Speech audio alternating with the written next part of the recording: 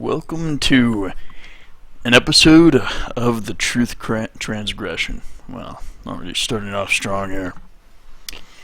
Now, there's a mild statistical fact that's been common knowledge for a good while now, where 63% of young men are single. And this lady here is going to tell us exactly what that reason is, what the reason behind that is. Because, just as with any woman out there today in university, as a psych major, she has a keen, looking glass into the minds of men, because her feminist psych professor, excellent by any sense of the word. Obviously, they're just the most eccentric, profound individual as far as their intellect and knowledge on these things. So let's have a listen here. Let's have a listen. 63% of men in the United States are single, in comparison to 34% of their female counterparts. And it's not just relationships. Men aren't really having sex altogether. In a study conducted on males ages 18 to 24, sexual inactivity increased from 19 to 31% between the years of 2002 and 2018. But before I get into the 6 points as to why this is happening, let's take a 50,000-foot view of the situation and look at why people do or don't do certain things. Neurologically speaking, every action that humans take is either to pursue pleasure or avoid pain. So if a large group, particularly men in this situation, are upset. That's a really rudimentary breakdown of how our incentive structures actually function. I mean, personally, like at a psychological level, I'm sure they probably teach this to an extent. Like there's little abstraction, however, in what drives our imperatives. There are many people who can overcome their base fundamental instincts. Well, not even many people, but a few. Obviously, those people are exceptions. I myself stave off from most things that people would consider pleasurable, and most things that well, not even most things that people consider painful. In fact, some may even consider myself a masochist. And there are many men who abide those same principles. And these things are just not acknowledged because most of us rarely ever denote any amount of suffering in any regard. But at the end of the day, most of this suffering is, I suppose you can say, as a form of genuflection towards others, in a way, because, and it does, in a roundabout way, maybe bring about pleasure. But some people, it's not even towards that end. Like, I worked a job for 2 years where there was nothing but basically essentially self-flagellation on my end, and very little gratification. There was no pleasure, only pain, and it's not like I received any recognition for any of that work. It's just something you endure. So, and naturally, it's a matter of necessity. These setting pain and pleasure as the two pillars that we as humans are based off entirely is absolutely absurd, because some things are just done out of necessity as well. There's more factors at play. But let's continue. Let's not waste any more time.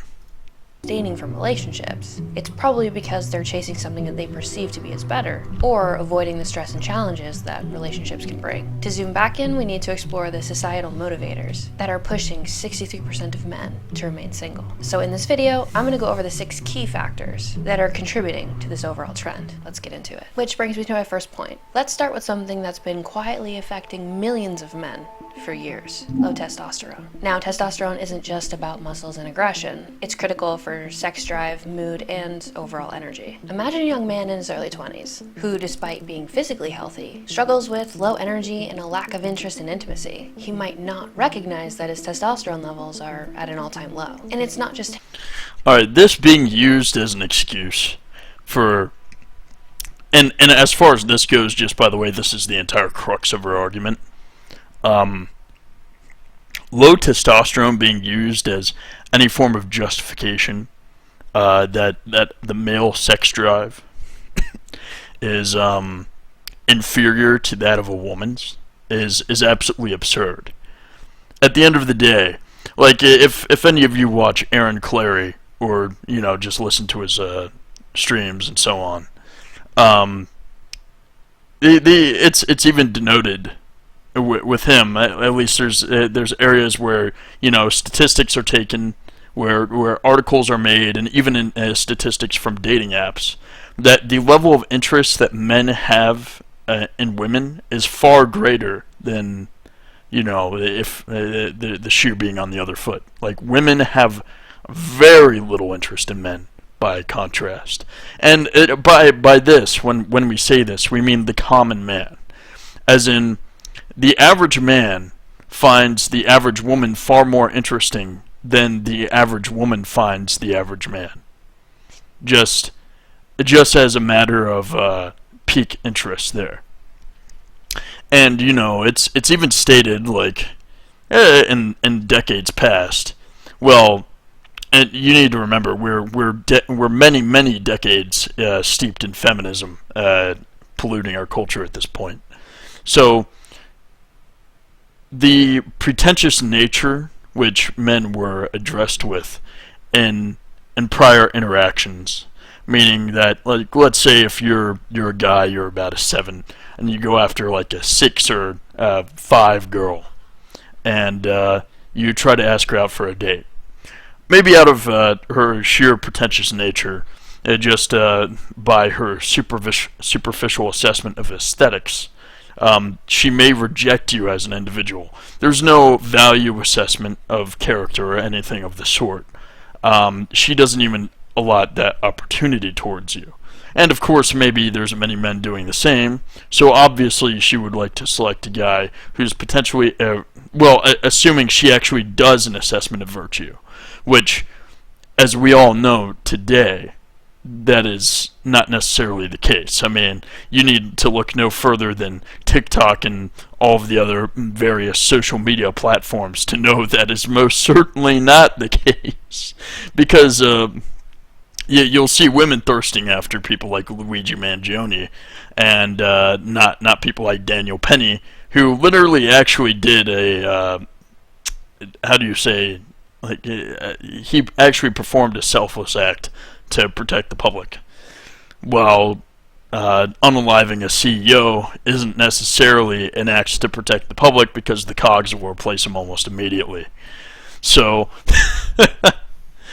I mean, let's just continue. I probably didn't finish my point, but that's fine. Across the country, studies have shown that testosterone levels in men have been declining for decades, with a significant drop observed in men as young as 25. And low testosterone. Okay, yeah, and that's another thing too. The decline has been going on for like maybe about 30 or 40 years now. There's a variety of factors and influences for that.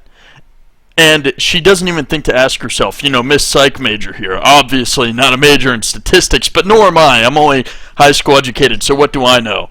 Only in recent years has it suddenly become an issue with the advent of all of these .com era technologies and companies that that we all of a sudden start to see these pious young men who are abstinent, because they're just done with women. Oh.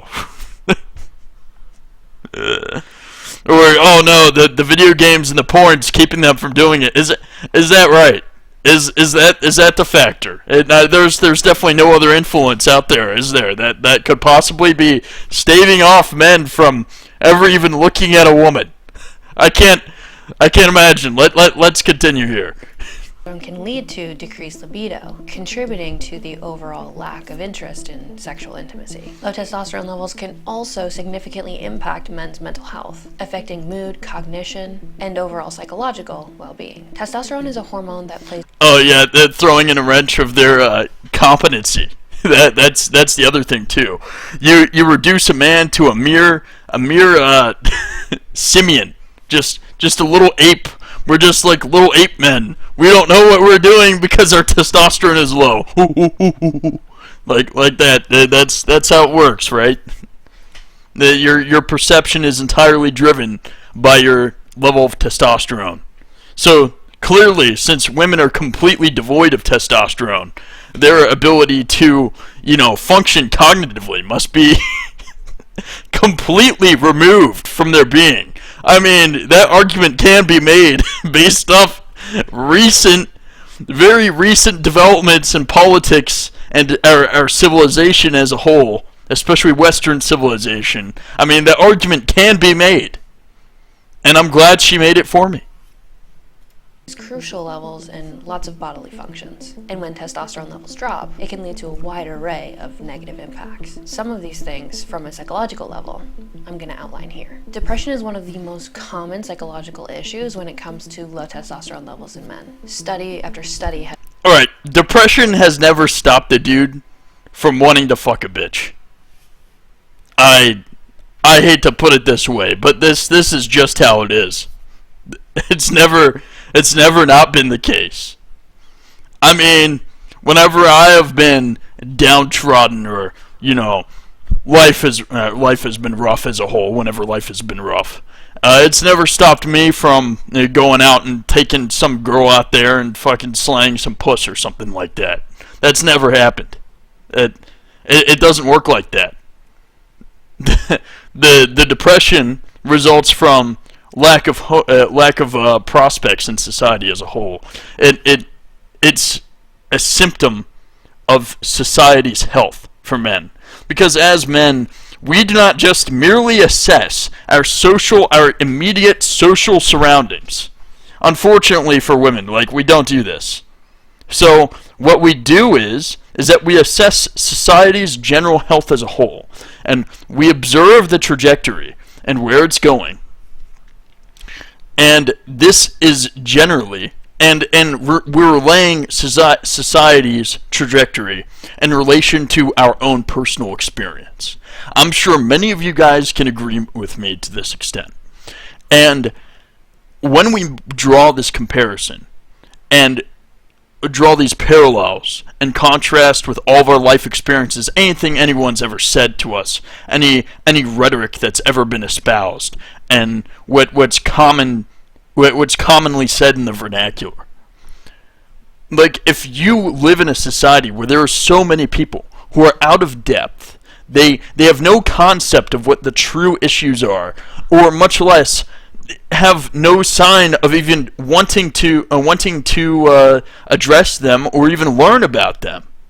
And instead, they decide in a cavalier nature that it's best to address these things in a condescending tone and say, well, obviously you gotta pull yourself up by your bootstraps and, stop being a little bitch, boy. Who cares if men get slaughtered in divorce court and accused falsely of, RAPEing someone? Who cares if that happens? Who cares if all of your money gets stolen from you, or, the rate of paternity fraud is upwards of 40%?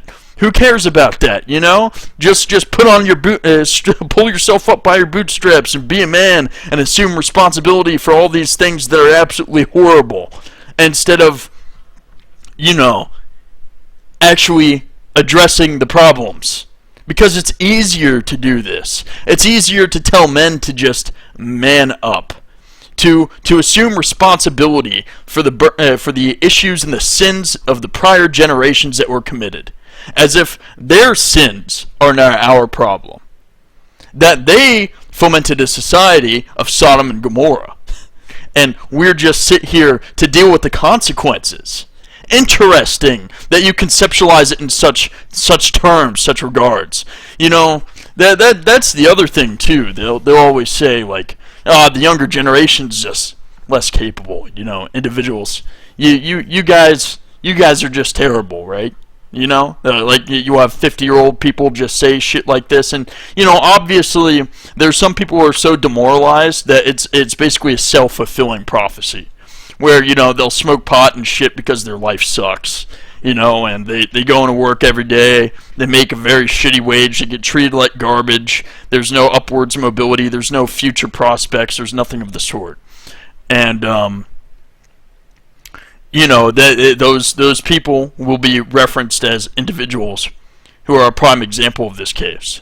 But something that a lot of these people don't understand is that the people who drafted the founding doctrines for our nation and the system of governance, which is now regarded to be the premier system of governance in the world, just by the way, all of these individuals, their average age was like, what, 21? John Hancock was, what, 19? Come on, man! You're telling me that these are great individuals. They revere them. A lot of these boomers, they revere these individuals. But they forget that they were young people. As if age alone is something that guarantees epistemological superiority. That's what they want to say. And you know what? I say that is sophistry.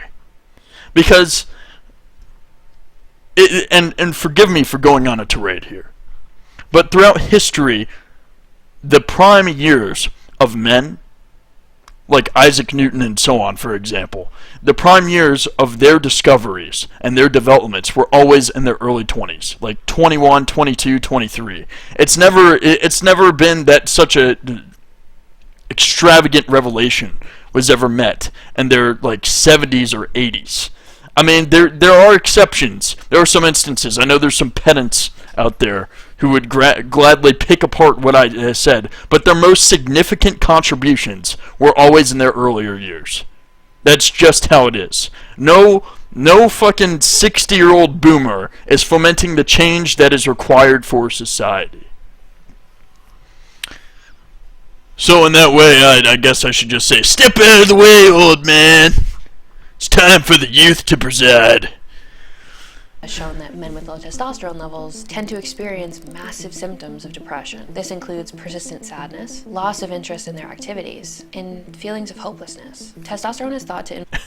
they come up with all those conclusions and they attribute it to, it's the hormone imbalance. It's like, well, yeah, that might be a contributing factor, but have you ever stopped to consider that might be the fact that you can no longer support a family on one income?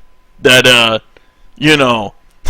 if you go to a job, you're just a little cuck bitch for your boss, and your boss just treats you like shit, and they're like, great job, man, you pumped out all the widgets this quarter. Now fuck you, get back to work. Here's your pat in the back. No raises, no promotions. You can work here for 5 years. It doesn't fucking matter. Eat shit, bitch. That's literally what it comes down to. And people don't consider, hey, maybe that's a factor. Or like, maybe all the unpaid overtime that a lot of these companies basically require now. Especially if you work in IT, which I did. Unpaid overtime is a tremendous thing. They love their unpaid overtime. If you do not take your unpaid overtime, you're getting written up for insubordination and probably fired. So... That's the quality of the work life these days. The work-life balance is a joke. There is no such thing. You're just the punk-ass bitch. And to some extent, it's the same for any industry where you're not in business for yourself. If you, as an individual, do not own your own business, do not run it for yourself, do not get your own contracts, that sort of thing, like in a trade, for example, you will be treated like shit. And no one will respect you. That's just how it is. Much like how the women don't respect you, your employers won't respect you either. Didn't always used to be like that, but now it's like that today. Let's continue. Influence neurotransmitters in the brain, such as serotonin, which plays a critical role in overall mood regulation. Low testosterone can also lead to increased levels of anxiety, and men with low test will experience heightened levels of stress, which can exacerbate the feelings of unease and worry. A study published in the Journal of Endocrinology and Metabolism found that men with low testosterone levels were more likely to be diagnosed with depression. And as far as a solution, while testosterone replacement therapy has become more and more... Maybe... Here's the thing, like this is sort of, maybe it's more so a confirmation bias, right? So, of course, whenever someone goes in to get these tests, they are, they're already exhibiting the symptoms, right? So, of course, they're already experiencing depression. And the thing is, like, as a man, when, at least as a teenager, when you're growing up, you don't have a high testosterone level just by virtue of being male when you're born. This largely comes down to both your diet and your amount of exercise and that sort of thing. I mean, obviously, we have microplastics and so on, and supposedly birth control in the water that's making issues even worse. But physical activity and diet are two factors that are crucial in influencing these things. And the thing is, if these individuals are depressed, that means, and usually, hear me out, depressed people don't usually go out and do things. They don't go to school, they don't like doing anything. They're usually like neats or something along those lines. I mean, if they have a job, they're only doing it out of necessity to keep themselves alive.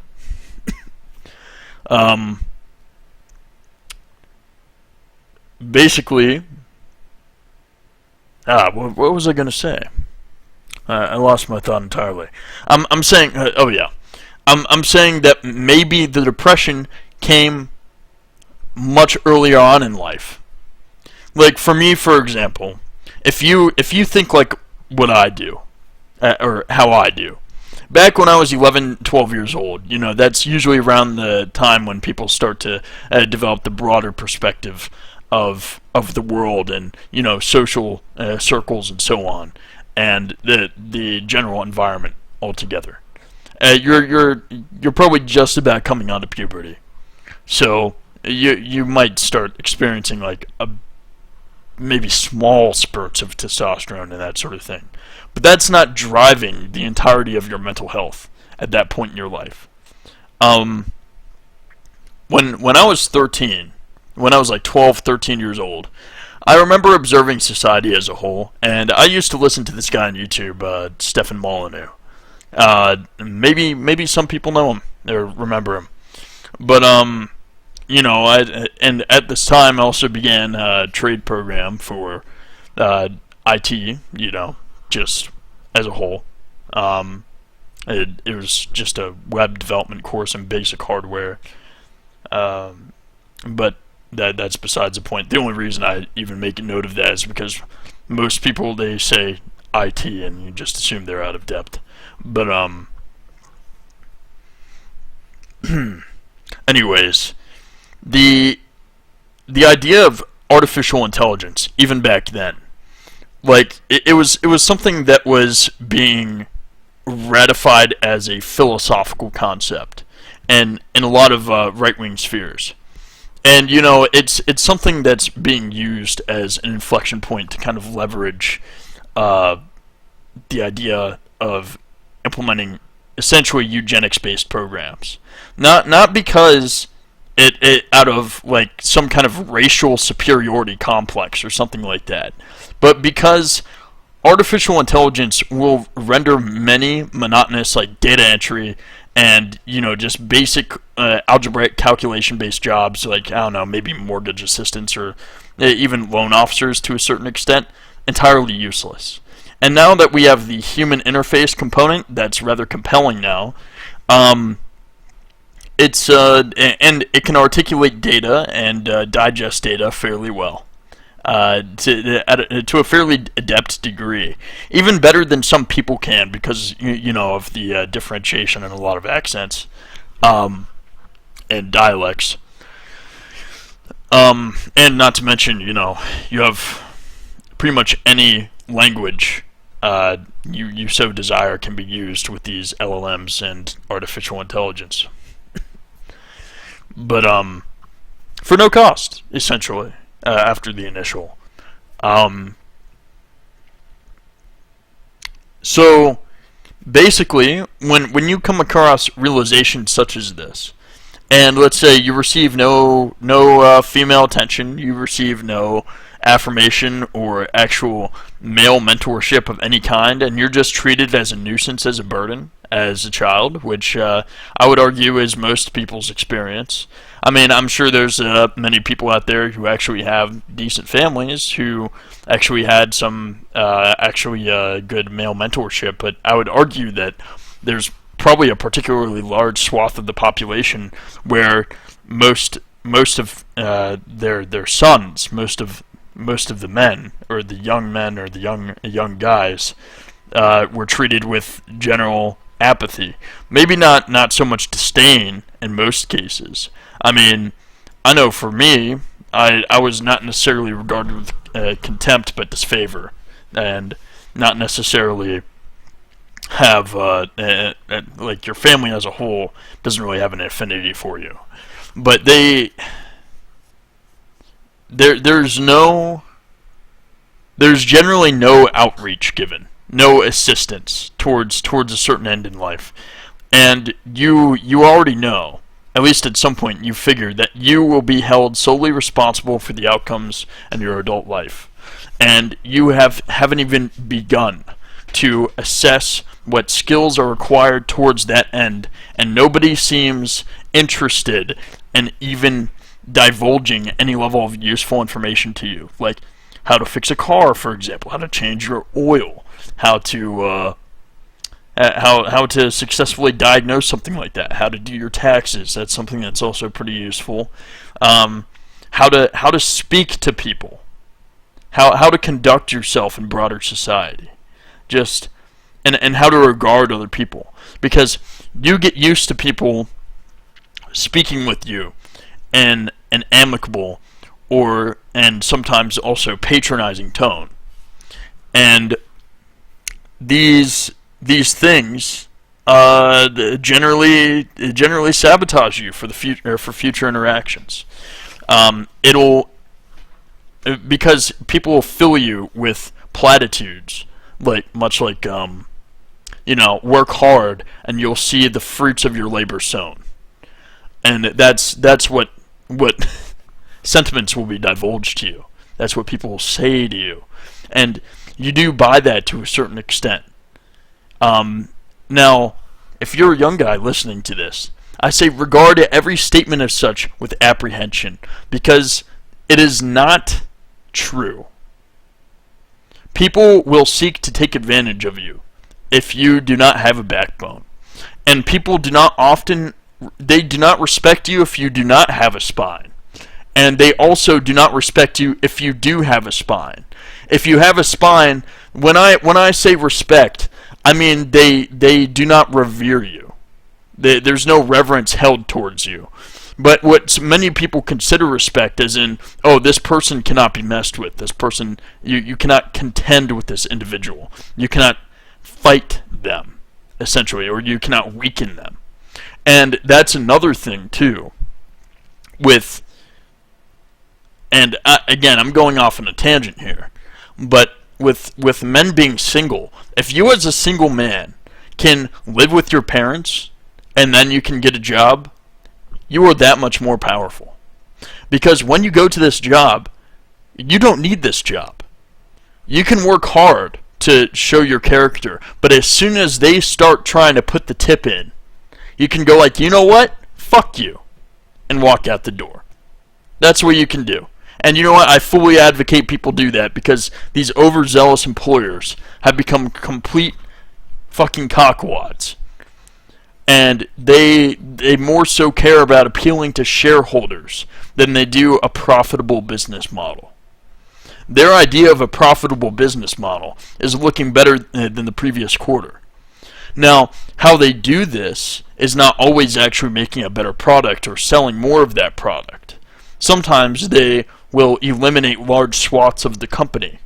And even though profits overall and sales may have decreased because of incompetent leadership, the overall profitability of the company appears to be great in the eyes of the shareholder based off the raw financial data, of margins for profits. And they can just blame the lack of sales on the economy. But the business is just so great because they increased efficiency and profits. Obviously. Anyways. Popular. The second thing we have to look at is cognitive function and how low T impacts this. Low testosterone has been linked with overall cognitive decline, including issues with memory, attention, and overall executive function. Men with low test often experience symptoms of brain fog, which is categorized with symptoms like difficulty concentrating, poor memory, and slower processing speed. And some research suggests you're actually an FX 8350. You just need to be overclocked. Testosterone levels also increase the risk for Alzheimer's disease. Although more research is absolutely needed for this, it's important to understand the impact. Yeah, guys, you're going to be getting Alzheimer's at 23, just so you know. From a overall well-being and psychological executive functioning position when it comes to this problem that we're seeing with men all over the country. Regarding this line, testosterone does have neuroprotective effects, and so a deficiency in testosterone, well, that makes you more susceptible to losing your mind. Another critical impact when it comes to testosterone is the impact that it has on overall motivation. Low testosterone levels are often associated with high levels of fatigue, and if men who are known to be ambitious and highly productive. So this is the thing. Like, as far as, like, the sanity thing goes, I mean, Alzheimer's, yeah, that may be true. I don't know too much about how testosterone really affects your overall physiology. But any disparity in hormones generally throws anything out of whack. But that's usually only because that's not what your body is used to. Like, let's say if there's high volatility in your testosterone levels, that would cause severe issues with both mood and energy. But consistent low testosterone will reduce your overall energy altogether. It's going, I mean, yeah, I mean, that goes without saying. But again, none of this is really something that would prevent any guy from finding a woman. It's something that, at least at a pheromone level, that women would probably find men less attractive. That's what it comes down to. And maybe, and to be honest, in higher testosterone males, usually the reduction in cognitive function isn't necessarily so true, because at least I've found that people who have high testosterone tend to be extremely hyper-aggressive. Now, they may be quite industrious and quite ambitious with their goals, but they also develop a sort of tunnel vision of sorts. This is at least what I've observed in my own personal anecdotes. I mean, you take it with a grain of salt. But when it comes to that sort of stuff, like, yeah, obviously, like, that individual is probably going to succeed more in certain areas of their life. In certain areas. I mean, in the modern day, I don't think so. I think you'll probably just be castigated as an outcast and, you know, as a, how do you say, you know, you're just essentially extraneous because you do not comply. Because the compliance is something that's not a trait that is complicit with someone who has high testosterone. Leadership generally is. And leadership, especially from men, especially if you're a white man today, is not something that's desired as a characteristic. I've never once had a job where leadership was required from me that I was actually given any requisite authority over anybody in particular. I was just shoved into an area and basically said, okay, you fix all this shit by yourself. You do everything by yourself. We're not going to train you. You got to figure this all out by your fucking self, you know, and if you can't, you know, whatever, sink or swim, you know, just fucking do it, man. And you know what? I fucking did it. But as soon as I ask for help, it's like, oh, that's too fucking much. That's because, you know, I got my own shit. And what's your own shit? Oh, I got a meeting at 2 o'clock. And I got to talk about things. Oh, so not actual work then. Okay. All right. Let's continue. active are struggling with low energy levels. Well, not only does it tank their motivation, but it tanks their self-esteem. Men with low tests might experience really high levels of fatigue even after getting plenty of sleep, and this can lead them to further isolation as they don't even feel motivated or inclined to engage in daily activities, and this over a long enough time horizon. How are we defining daily activities? People get along perfectly fine online, and I would argue that people who have common interests are more likely to find each other now than they ever have been in the past. In the past, everything was a matter of conformity. Anybody who exhibited certain signs of deviance, not necessarily deviance in the sense of like decadence, right? Not like sexual depravity and that sort of thing.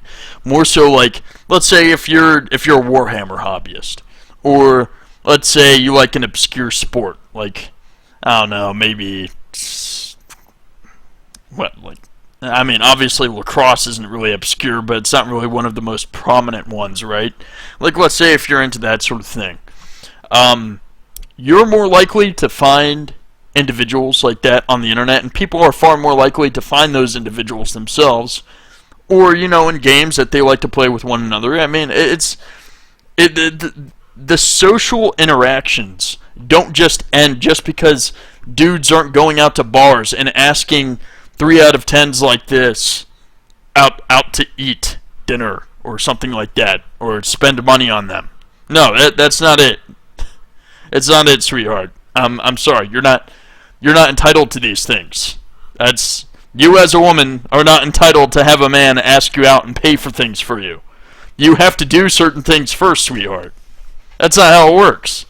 I love having to tell that to these women. Like, if I go out to, if I take one of them out to get food and the whole meal is $70, I'm sitting there. I do not like letting them pay for their own stuff, only if they're especially crude and cronish, like they're a crone, or a shrew of sorts. Will I actually say, yeah, you should pay for your half? I'll sit there and I'll be like, are you forgetting something? There's a certain select set of words, maybe manners perhaps, that were passed down throughout the generations. Something I can't quite grasp what it is. Oh, thank you for the food. And maybe a kiss on the cheek or something like that. No, we just get up and we go to the car. And it's off to the next thing. Off to the races, right? No, that's every time that happens, I break up with the bitch. Or I just say, no, this is it. It's over. There's no more of this. It doesn't go any further than this. It's over. I might fuck them, but that's it. Well, it will impact things like work, relationships, and overall quality of life. Now, you might be wondering, what does this have anything to do with relationships? Well, men with low testosterone also experience elevated levels of irritability and increased emotional instability. Oh yeah, this really matters. Can manifest itself as increased anger, frustration, or mood swings. Yes, men have mood swings too. And this will lead to overall further isolation and complete social withdrawal. And when testosterone levels in men are low, men find themselves more prone. Oh yeah, that reminds me. This bitch is gonna say a lot of things like, emotional relatability. That's why men don't understand women. Basically like that. A+ imitation right there. To emotional outbursts, or difficulty managing stress, and overall negative emotion. And if you play this out over a long enough time horizon, well, this will absolutely impact men's self-esteem and overall confidence. When testosterone levels in men drop, they tend to experience a decrease in self-worth, and this can lead to feelings of inadequacy or further feelings of insecurity. And this will absolutely impact their ability to go out and have social interactions. And it oh yeah, guys, that's the insecurity, yeah. Yeah, the insecurity when I go out there and I look at all these bitches dressed up with, bikinis that only cover their nipples. I'm like, oh, man, yeah, I'm so insecure. I don't want to ask that girl to be my girlfriend. No, I mean, that's what you call a pump and dump right there. That's called recreational use only. And this lady probably doesn't really understand that. And the thing is, this recreational use only girl will only go for like maybe 9 out of 10, like 10 out of 10 dudes. And it's unfortunate. I mean, maybe if you got her drunk enough, you might be able to score. Maybe if you're like a 7 or 8 out of 10 dude. But you know, nip only girl is yeah, that's a no-go. I'm sorry, that's not really a compelling option there. Definitely stifles their willingness to pursue new opportunities. And due to the low self-esteem and lower confidence as they continue to withdraw, it's going to further exacerbate the feelings of isolation and loneliness. And this will then negatively impact their overall mental state and well-being. And this concept around men's testosterone and self-esteem isn't just my opinion. A study in psychoneuroendocrinology, I know, what a word, found that men with lower testosterone levels self-report lower self-esteem and confidence. Research also shows that testosterone levels in men can fluctuate in response to social and sexual interactions. And this can happen in various ways. In response to... She puts this down as social interactions. I just need you guys to realize this for a moment. Because something that her rhetoric throughout this is such that she says that men must be placated. They must be, you know, more so emotional or relatable to women. That's what she says, you know, and her solipsistic nature. So we report a study here that suggests transient increases in testosterone after social competition influence future competitive behavior. What? After social competition influence? What? Okay, I'm guessing whoever wrote this is probably a diversity hire, maybe not so coherent. Yeah. Okay, maybe I'm just reading out of context, but who knows? Yeah, is that even a full sentence? But oh wait, no, that's a comma there. Yeah. Yep. I'm reducing my own competence to nothing here. But social experience alone may also be critical in determining future behavior. Yeah, no. I mean, they want to detract from their prior statement because it's an observation that competitive interactions between men, such as sports, such as video games, such as, you know, maybe, I don't know, perhaps, I don't know, like trying to show off or something like that, or, you know, perform well in the sack. That sort of thing. These things would all drive up your testosterone just by virtue of the struggle. And maybe, and more so, a competitive mindset would also drive you to improve yourself. Because the only way to best somebody else in competition is by improving yourself to an extent where you as an individual have the greatest latent capability to come out on top in that instance. So, like diet, for example, like reducing soy-based foods or reducing microplastics in your diet, consuming zinc and all of the other essential components of testosterone, that sort of thing, like vitamin supplements, etc. You know, like take your folic acid. I have no idea, but As with all things, like when it comes to scientific studies these days, there's always a heavy finger tipped on the scale. A very heavy finger tipped in the scale towards leftist ideologies, which is what you see in this second portion here. Social and sexual interactions. And this can happen in various ways. Testosterone levels in men can elevate when they are in competitive or dominant social situations, especially when interacting with women. For example, studies have shown that men's testosterone levels increase when they are competing for attention, or when they perceive themselves to be winning in a social situation. Conversely, testosterone levels can decrease if a man perceives himself to be less dominant, or loses in a competitive situation. And I want you to remember this point because it will something this is what she's saying here is almost a non sequitur, because testosterone as a whole has to be high all of the time. These instances where you might be trapped in a social scenario will only give you a temporary boost in testosterone for that instance in time, for that snippet. It won't keep those levels elevated for the rest of your life. The only way to do that is by the aforementioned process I mentioned before. Working out and better diet. That's pretty much, those are pretty much the only two ways outside of, getting medical supplements for testosterone. And it's ridiculous. Basically, she's a 3 out of 10, and she's trying to justify dudes getting out here to try and fight for attention. She worked real hard on her makeup today and dyeing her hair for this, okay? Be important later on. Next, we have to touch on the impact of romantic relations and men's testosterone levels. Men often experience a temporary increase in testosterone production when they are interacting with a potential partner or someone they find attractive. This is part of a natural physiological response that prepares the body for potential mating opportunities. Interestingly, though, once men actually enter into a committed relationship... Okay, I don't know if it... When she says prepares the body for potential mating opportunities, no, I wouldn't say so, because I would say it's probably preparing you for a fight, over competition with that individual.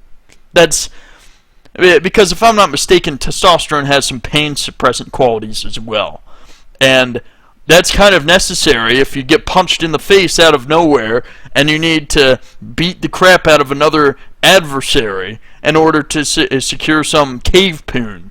Okay, so let's continue.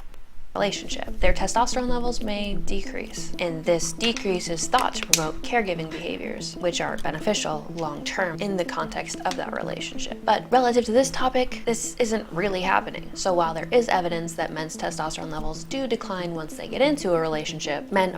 Okay, this is something else too that a lot of feminists, and especially feminist psychologists like this, get wrong.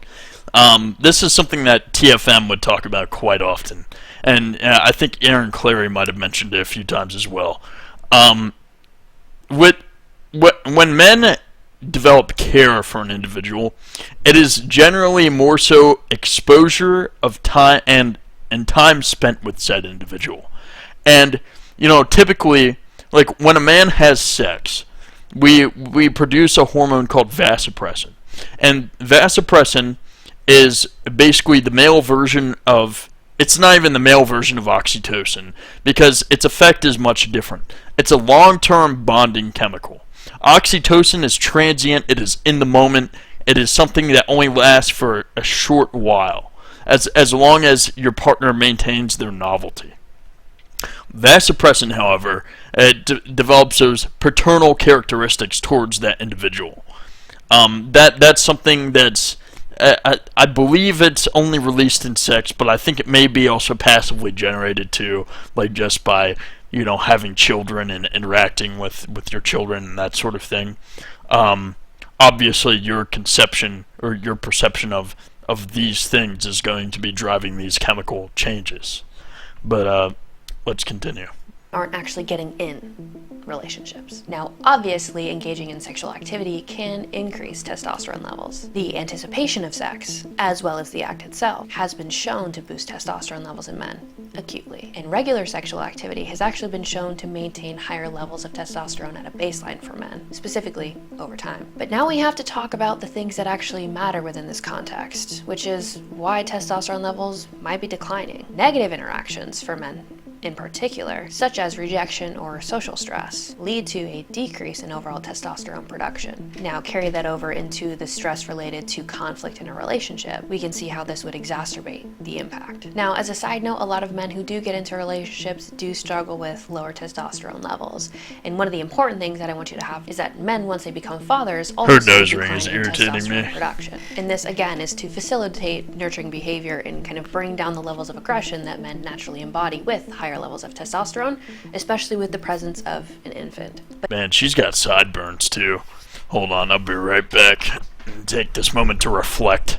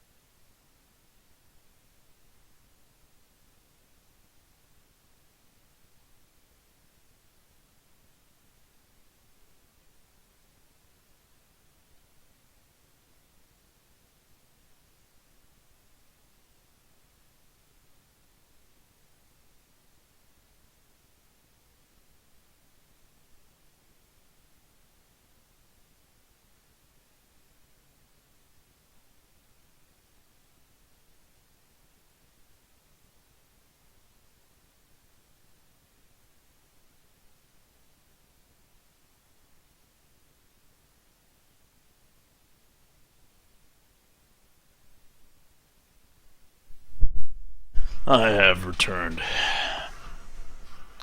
Let's continue.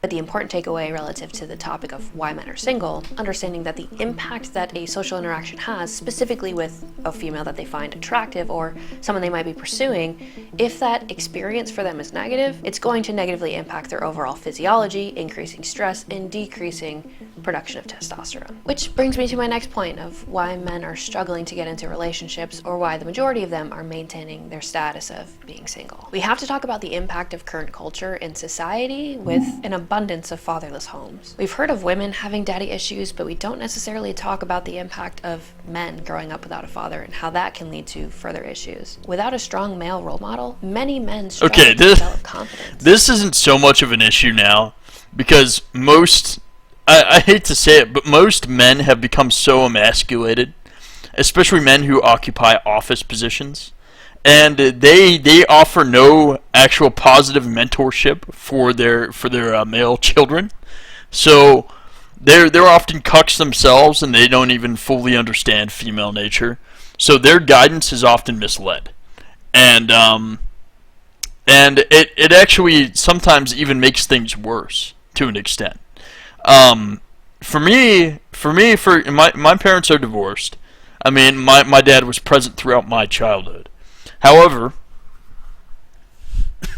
I, as a kid, and this is the problem with the modern dichotomy and in the Western civilization, where there's no deference given to the father or validity in their statements from the mother. As a child, you're more compelled to go towards your mother's side, or take any of their words to heart, because it's much like the tender years doctrine in that regard, where children generally have a preference towards the enabling tenderness of the mother, I suppose. And the mother is essentially, and why I said the word enabling, it's that they're an enabler. They enable negative behaviors. And so the problem is, as a whole, that this deficit of masculinity has been something that's been going on for decades longer than what we're noticing now. It isn't a problem that just began in 2015 or 2010. No, this was a problem that began probably around the late 80s to early 90s. I mean, I'm just making a guess, because I was born far after that point. But you can tell, at least to a certain extent, with the portrayal of men in media, where things gradually, with time, especially in the 80s and the 90s, the men were portrayed as aloof and oafish. So that mere fact alone means that it became an acceptable characteristic, that these individuals were viewed as soft. There was no stern authority to be had. The comedy wasn't such that it was something that occurred naturally in the environment.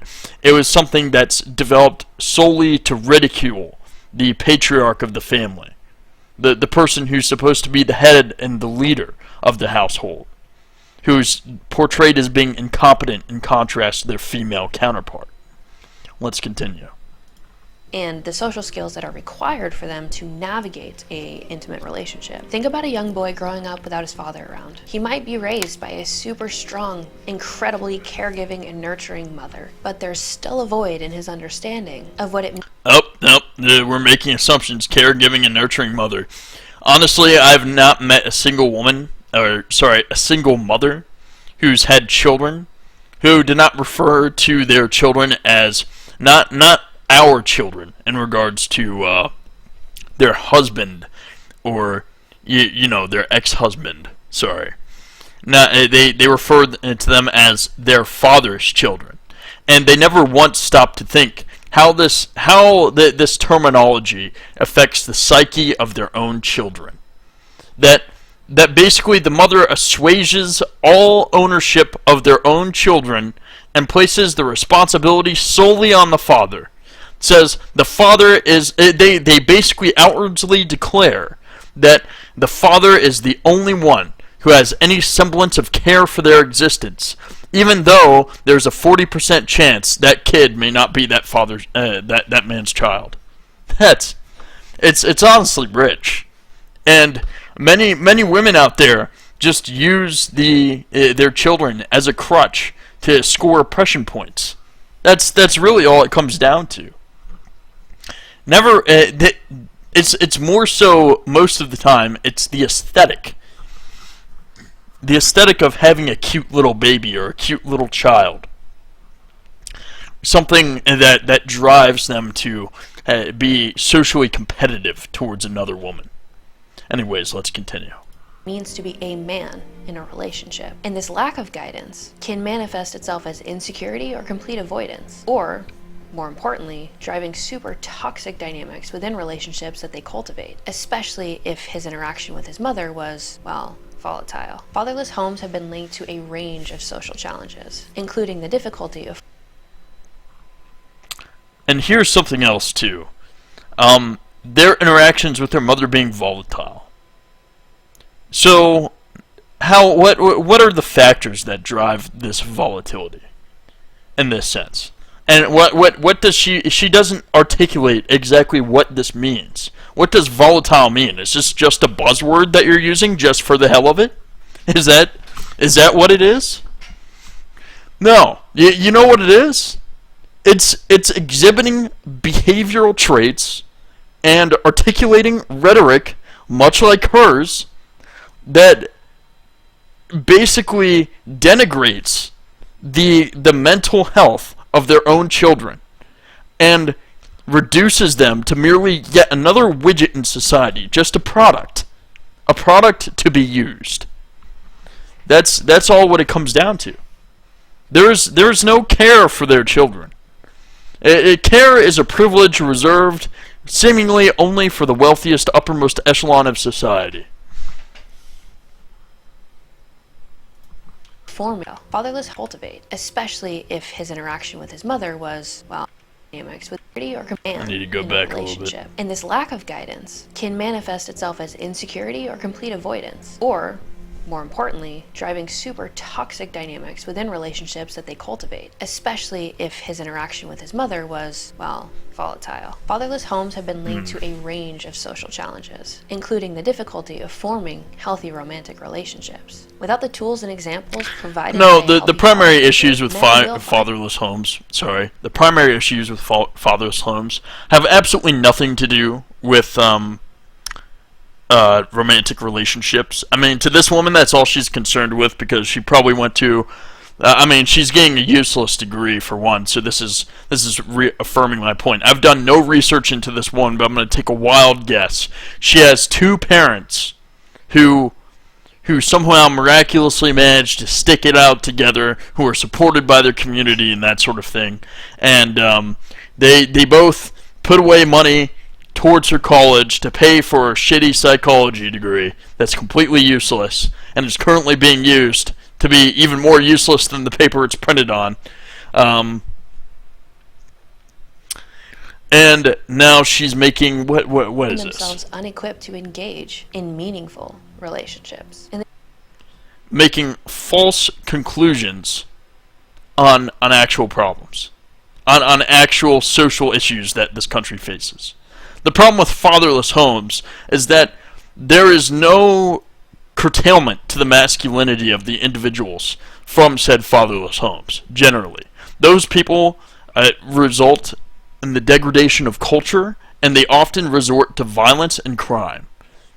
That's how it often is, because they seek out their role models to be someone else. So they replace that role model as a child with something more menacing as a whole, usually, sometimes. But there was also a time too when we used to have comics and actual entertainment and media that conveyed the virtues and principles surrounding being a manhood.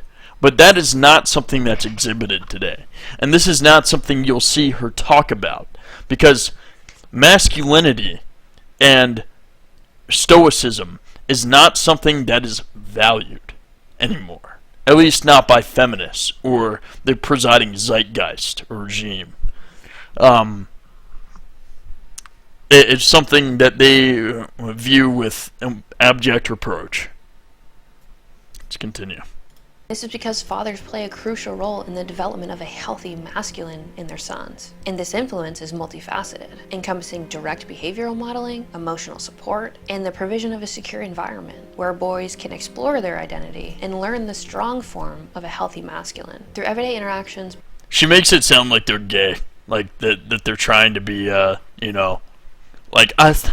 So, Daddy, I need to express myself, Daddy. Yeah. You mind if I, let me stop? Yeah, just let me stop there. Boys learn about assertiveness, problem solving, and how to balance traditionally masculine traits like strength with emotional intelligence. And for fathers who model healthy masculinity, strength with emotional intelligence. Other people have made a point in other videos reviewing this particular bout here, but emotion is not a characteristic that is valued in men. Whenever emotion is exhibited, most women develop a revulsion, or they're absolutely repulsed by that display. There's nothing more repulsive to a woman, nothing more disgusting to them than a man who is quick to tears, than a man who is who's weak, or shows any level of vulnerability in any instance. Now, a man who shows abject levels of aggression, however, is a different story. Women actually, and especially in my personal experience, almost seem to enjoy these things. In fact, they will perform these shit tests to inspire anger in you, just for the sheer sake of it, for amusement. They think it, to be fun. It actually excites them. They enjoy it. They love that stuff. It's just how it is. That's how women are. It's their nature. Demonstrating respect, empathy, and responsible behavior, equip their sons with the tools to navigate moving into manhood in a healthy way. Now, in another really important note, especially around cultural standards and the pressure that we put on men, specifically when it comes to their emotions, is that fathers who are present and emotionally available for their sons can help them learn to work through their emotions as they continue to grow. And this counters the cultural pressure for boys and men to continue to suppress their emotional state. We as men convey problems to one another, not emotional issues, not just pure nebulous concepts of insecurity or angst or anxiety. We don't do these things. We work through those things on our own because there's nothing anybody else can do to resolve those issues. The only people out there who think that they're validated and even articulating those points are women themselves. And that's just how it is. It's never been any other way. I mean, you can confide. Never confide in a woman. They will only use your confidence as a method to tear you down in the future. And it will reduce their attraction to you. It's just how it is, because they see it as a vulnerability. And women and your children like to see you as the Iron Man, the immovable man. No one can broach your presence. No one can breach your logic. Everything is, impregnable, I suppose. Yeah, in a single word. And this can lead to issues like overall aggression or emotional detachment later on in life. Now lastly, especially as a clinical psych student, I have to touch on the importance of rough and tumble play. This is a form of physical interaction that often occurs between father and son. I learned this in psych class, and my professor said it was important. This plays a significant role in the overall development of social and emotional skills. It helps boys learn to regulate their emotions as they go through play, build restraint around their impulses, and understand boundaries. Build restraint around their impulses? No. Do you know what this does? It's okay, someone steps out of bounds, and then all the other kids team up and beat the shit out of that one. That's what fucking happens. Or somebody does something stupid like, oh, you stole my shit, I'm gonna beat the fuck out of you. That's what it comes down to. This is your rough and tumble play. That's rough and tumble. You set the boundaries and the lines of what's acceptable and interactions between men, as in develop respect for one another's strength. This is what it's about. This is understanding and setting up the fundamental principles for civilization which we negotiate. And yet they want to reduce it to like just some like emotional like, just you don't do it, you won't be able to regulate your emotions, and then you won't want to ask the bitches out for a date. It's so patronizing. This is, it's absolutely ridiculous. While cultivating overall levels of resilience. During rough and tumble play, boys learn the difference between playful aggression and real aggression, and this again helps them to develop overall self-control and also understand other people's social cues. So without this, you can see how the development and manifestation of a man's aggression without the understanding of when is too much can lead to negative consequences not just for them, but for the people around them. So it may not feel like it's that important when it comes to why men are single. I think it's really important. You know, there's nothing like having a woman who has no idea what it's like to be a man tell men what it's like to be men. To discuss the absent father issue that we have in our current culture. Without a father or a positive male role model, men don't get the skills or understanding of how to navigate things, especially interpersonally. We learn, all of our behavior is learned, and we tend to learn it by observing our parents, specifically at a very young age. Wait, did she just say all of behavior is learned behavior? Hold on. All of our behavior is learned, and we tend to... All of our behavior is learned. There are no She just spent the whole first half of this video, at least that I'm recording, talking about how our behaviors can be influenced by hormones. And now she is saying all behavior is learned. Oh my God. You've got to be, oh Lord Jesus. Oh. Oh jeez. God, man. By observing our parents, specifically at a very young age. And fathers are important when it comes to modeling how to treat a partner with respect, and vice versa for women, but the conversation today is about men. How do you manage your emotions? How do you address conflict? How do you communicate effectively? And when boys grow up without witnessing these dynamics, it can manifest as dysfunctional, but the problem is they just were never taught. Yeah, you know, like all of her education was spent on the theatrics. You know, we don't actually take time to validate any of our claims. We don't take time to study anything or actually ask questions of actual men. We don't ask the men. Never will we ask the men. We'll ask the fucking scientists, because the scientists know all the fucking problems. And you know, they do their surveys and stuff, their randomized surveys, and they call dudes with their full body fucking waifu pillows, and they just like, they're just like, oh, how many times did you beat your meat today? Did beating your meat make you feel like asking out girls any less? I mean, God, man. I can't take it. Alright, let's continue. And if we look into the psychological impacts around this, I'm sure you've heard of attachment styles. But if you haven't, I'm just going to cover the theory here. Oh, the attachment styles. That children form their initial understanding of relationships through their interactions with their primary caregivers. So when a father is absent, it can disrupt the secure attachment that is required for developing both trust and confidence in the pursuit of a relationship. So for the children who are raised without a father figure, and this is for both parents as well. So when we look at the problem with boys being raised without fathers, we can see how this can lead to them developing an insecure attachment style, and this will absolutely exacerbate. Most people are raised without their fucking fathers now. I mean, I mean, well, maybe not most, but at least like a very large portion of the population is. Because divorce is not very kind to the fathers, usually. And they are often ostracized entirely from their children, more often than not. That's just how it is. And you're saying all these people end up becoming A users. Is that right? Is that how it works? I wasn't aware of that. That's crazy. Let's go back and address something else.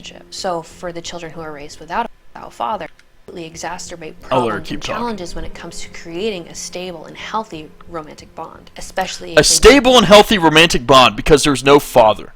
You know what jeopardizes a stable and romantic bond? Every single last one of your girlfriends, no matter where you met them, through friends, dating apps, or, naturally in school or work, cheating on you. This is in Western civilization. You know how you remedy this security issue that she's speaking of. You go to Eastern Europe. You go to Asia. You find yourself a real woman. Not whatever feminist bullcrap this is. This is just blatant propaganda. Is all it is. It's sophistry. None of this is... Okay, there may be some slivers of truth. There's partial truths in here. But that's all they are. Partial truths. Partial truths are still falsehoods. Build a fear or core belief that amplifies anxiety around the experience of abandonment. And this will lead to a reluctance to engage and absolutely perpetuate trust issues. Now, the last part here around the importance of a father figure, I have to touch on this self-concept and what it means to be a man. The absence of a father can lead to complete confusion around gender roles and self-identity. Boys may struggle and tend to understand what it means to be a man, which can lead to insecurity or overcompensation in their adult life. And the overcompensation complex is either hyper-masculine behaviors that can be incredibly toxic, or complete passivity in relationships, which can also be toxic. Hyper-masculinity. That's toxic.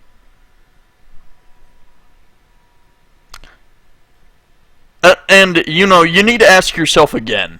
I don't think she even asked herself this. What's the primary factor that's driving the issues that she highlights in this video? It's the lack of masculinity, right? I mean, if it comes down to it, and it's not just the lack of masculinity; it's the lack of femininity as well. But she's a feminist, so she won't mention that. Supposedly, she's gonna make a part 2, but based off her terms, her use of buzzwords, these feminist buzzwords like toxic masculinity and emotional intelligence, which is not even a thing, just by the way. Being intelligent is something that is it's a latent characteristic. It's not something that's learned. And people who lack intelligence are also generally incapable of fully articulating the intricacies of every individual's experiences, or even understanding them for that matter. You're not going to be able to get a person with an IQ of 83 to empathize with you very well, because they're still at the level of ooga booga, me want all the precious benefits and fucking money for myself. Me only want this. Me want pussy. That's basically what it is. I hate to put it that way. But they're not. They do not even have more than 2 brain cells to rub together to even conceptualize the idea of the suffering of men as a whole, because they're too fixated on figuring out their whole brain is fixated on the premise of getting bitches. That's it. Bitches by any means. And that's where a lot of these baby daddies come from. Let me stop. That one was actually kind of like 90% joking.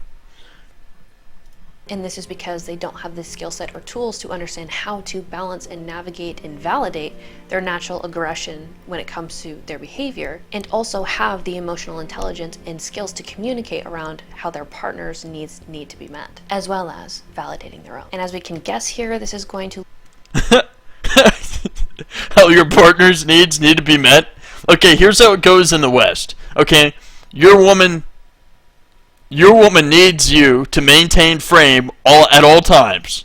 And if you don't maintain frame, she'll cheat on you. But even if you do maintain frame, she might develop taste for another dick out there, but that's still your fault because you weren't doing enough to keep her entertained. Okay? Because that's what we're getting at here. Because when she says her partner's emotional needs, that's the litany that every single woman uses when they cheat on a man. Oh, my emotional needs weren't being met. Yeah. Okay. Good job. You're a genius. This is an esoteric take that no one has ever heard of before. No one's ever conceptualized these words that exit your mouth. It's so utterly profound. Lead to overall amplifications of adversarial interactions and not having the ability to find resolution within those conflicts. And this over time as a pattern will lead to up and down, a roller coaster of chaos when it comes to trying to engage with something akin to long-term commitment without having the skills to actually navigate that terrain. Which brings me to my next point. Oh, you mean up and down, like, oh, one day she's like, oh, I love you so much, and then the next it's like, oh yeah, I fucked like this random fucking dude that I met on Tinder, or some random dude at the bar, or, you know, I'm gonna go out to the bar and dress like a complete hoe, or sorry, 304, and you know, this is how we do it, Lamborghini high, Lambo by the crib, you know, like, shit, fuck me, you know, clearly I'm just out of my emotional depth right now. I just don't understand these things emotionally. I need to sit back and just think for a moment, like, oh man, yeah, her emotional need to show her tits at a fucking club. I couldn't believe I didn't think about that. I should have had her emotional need to show her tits to me. No, that's not what she's concerned about. She's concerned about getting plowed by fucking Chad or Tyrone. That's it, bro. That's all she fucking wants. She's out there like, maybe I can find myself a yacht man. Maybe he's at a job with the latest metrics of fucking 0.23 yachts per second and income. I actually did, you know, just a quick aside here. I actually did the math for like how much money Jeff Bezos makes in terms of yachts per second, and I think he made like something like 0.21 yachts per second, like based off one of the more like low to mid-range yachts. I just want people to think about that for a second. This man makes so much fucking money that he's getting tens of yachts. Okay? He's getting dozens of yachts every like fucking 10 minutes. Alright? Like every like 10 to 20 minutes this man's got like a dozen fucking yachts. It's crazy. It's crazy, man.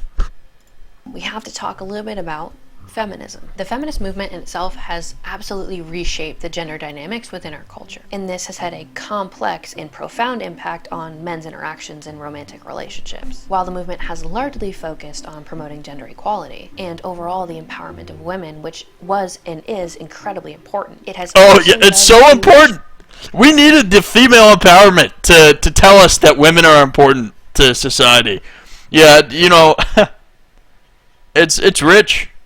It's rich. Yeah, we need it.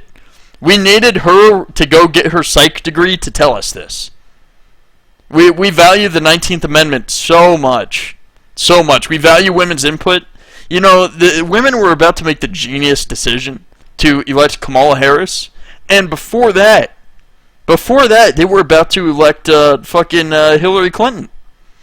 You know, both, and they elected Joe Biden. And just think about how great Joe Biden was for the country. Now imagine if women didn't have voting rights. Donald Trump would have had his next term.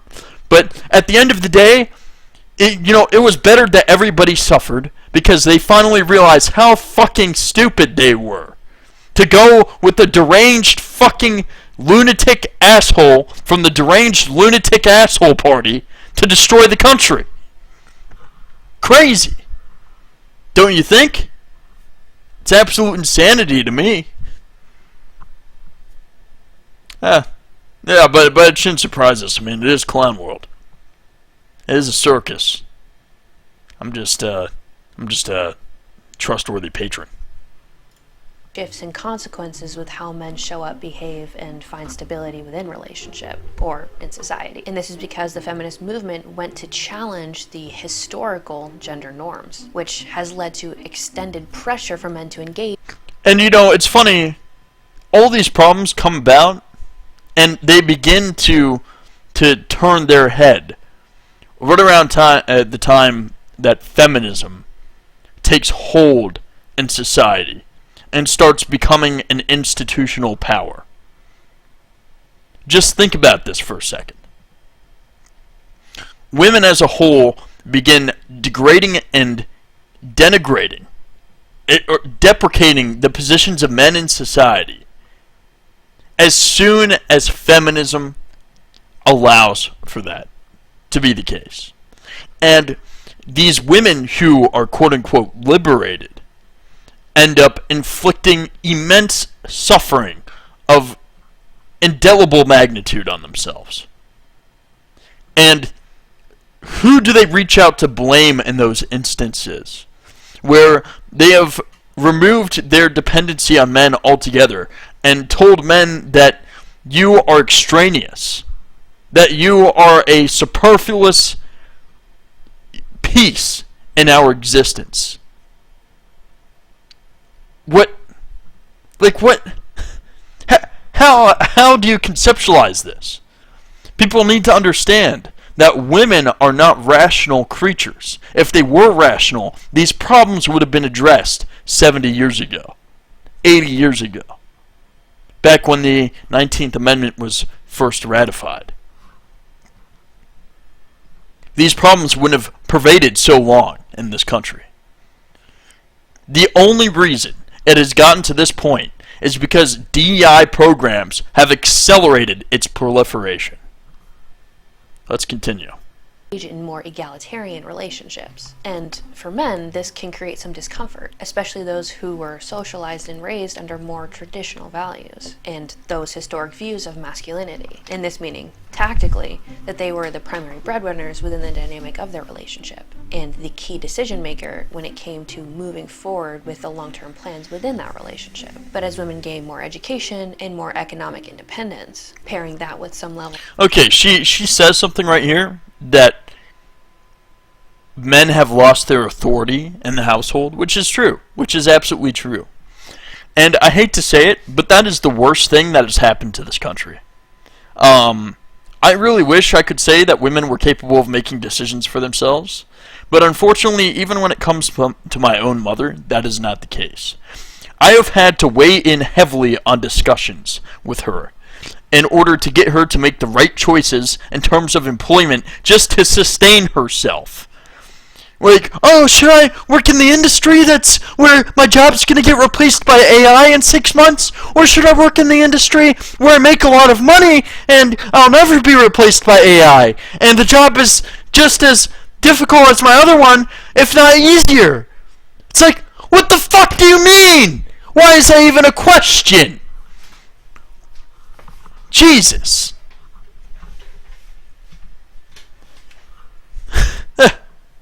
It's a joke.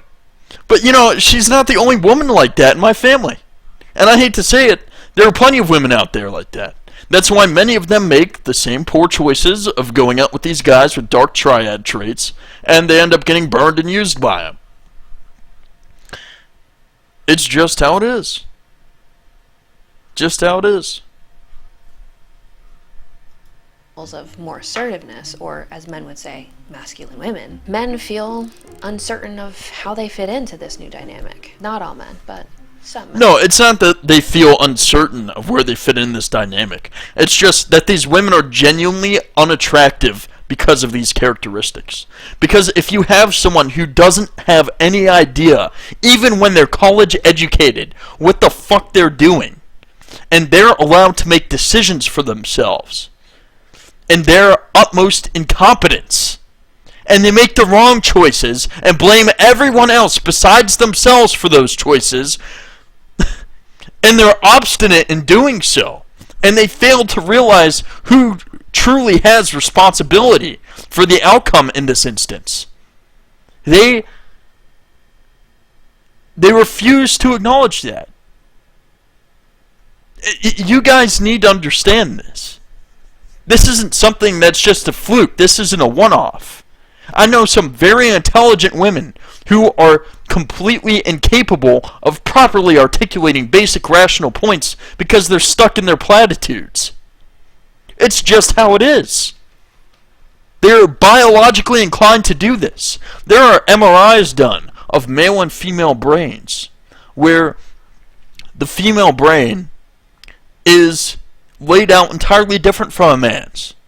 And there's nothing wrong with that. There's this term in science that was used long ago. It's called sexual dimorphism. And it describes the behavioral and physical characteristic differences between men and women. And all of the behaviors associated with that. And this is something that was sophomoric knowledge to be understood by all. But apparently a clinical psychologist has never heard this term in their lives. Interesting. Let's continue. And this can lead to overall restraint or hesitancy when it comes to engaging in any type of relationship. Because these traditional markers of masculinity, as far as financial provision and making decisions, are being redefined and challenged regularly, this can lead to a lot of confusion and overall insecurity when it comes to men, especially their courage and confidence in pursuing relationships. Now, we also have to talk about the... You know what really annihilates your courage and confidence in a relationship? Is a girl who has 10 guy friends, and she refuses to let go of them, and have you as her sole, quote-unquote, guy friend, okay? Because, you know, she just, quote-unquote, values those relationships too much, even though she personally cannot name a common interest that they share in common. It's like, oh, do you play Call of Duty? No. Oh, do you like football? No. Do you like fast cars? No. Oh, okay. So what do you like that this guy likes? Why is he your friend? Do you like guns? No. Interesting. Sounds like he's a great friend. Sounds like you really connect with him at that visceral human level. You know, like you thoroughly understand him. And he also must thoroughly understand you, and has no ulterior motives at all whatsoever. Of course not. Oh, you're just women who think this way. How precious. Precious, precious, precious. Let's continue. Increased expectation that we've put on men when it comes to the emotional labor. Most people in the modern world want men to express and communicate their emotions or be much more attuned to them the way that women So the incoherent nonsense that a woman espouses, where she can't even correctly draw what emotions connect to what rationale or logic. You know, this is the emotional labor, as in the burden, the cross to bear of a man. You must bear this cross because I am on my period. That's what it comes down to. And I am insecure as a woman. And I think I should have gone out with Jacob instead. And now I feel like I've missed an opportunity. And you're here, so you're going to have to pay the consequences. Tend to manifest these things. And while there is importance around men's expression or ability to validate so that they don't compartmentalize their emotions, many of them have not been socialized to engage in this type of work. And to be completely transparent here, I don't think it's even required for all Hold on, let me see this. Validate men to express that we've put on men when it comes to the emotional labor. Most people in the modern world want men to express and communicate their emotions or be much more attuned to them the way that women tend to manifest these. Okay, here's the thing. like, women's expression as far as their emotion goes is completely unhinged. And they believe that because we as men do not behave analogous to that of a woman, that we are defective as a result. Not that we are much more calm and collected, that our thought process follows a straight line. That is not the consideration that they're making. The consideration is that, oh, this man must be defective because he doesn't understand my erratic expressions and completely inconsistent rationale on certain topics, or my gaslighting, or my shit tests. Oh, yeah, and he doesn't want to deal with any of that stuff. No. And while there is importance around men's expression or ability to validate so that they don't compartmentalize their emotions, many of them have not been socialized to engage in this type of work and to be... And again, guys, never express your emotions to a woman. It will be weaponized against you, and all it does is reduce her attractiveness to you. Whenever women say, oh, that gives me the ick, this is the sort of stuff that they're referring to.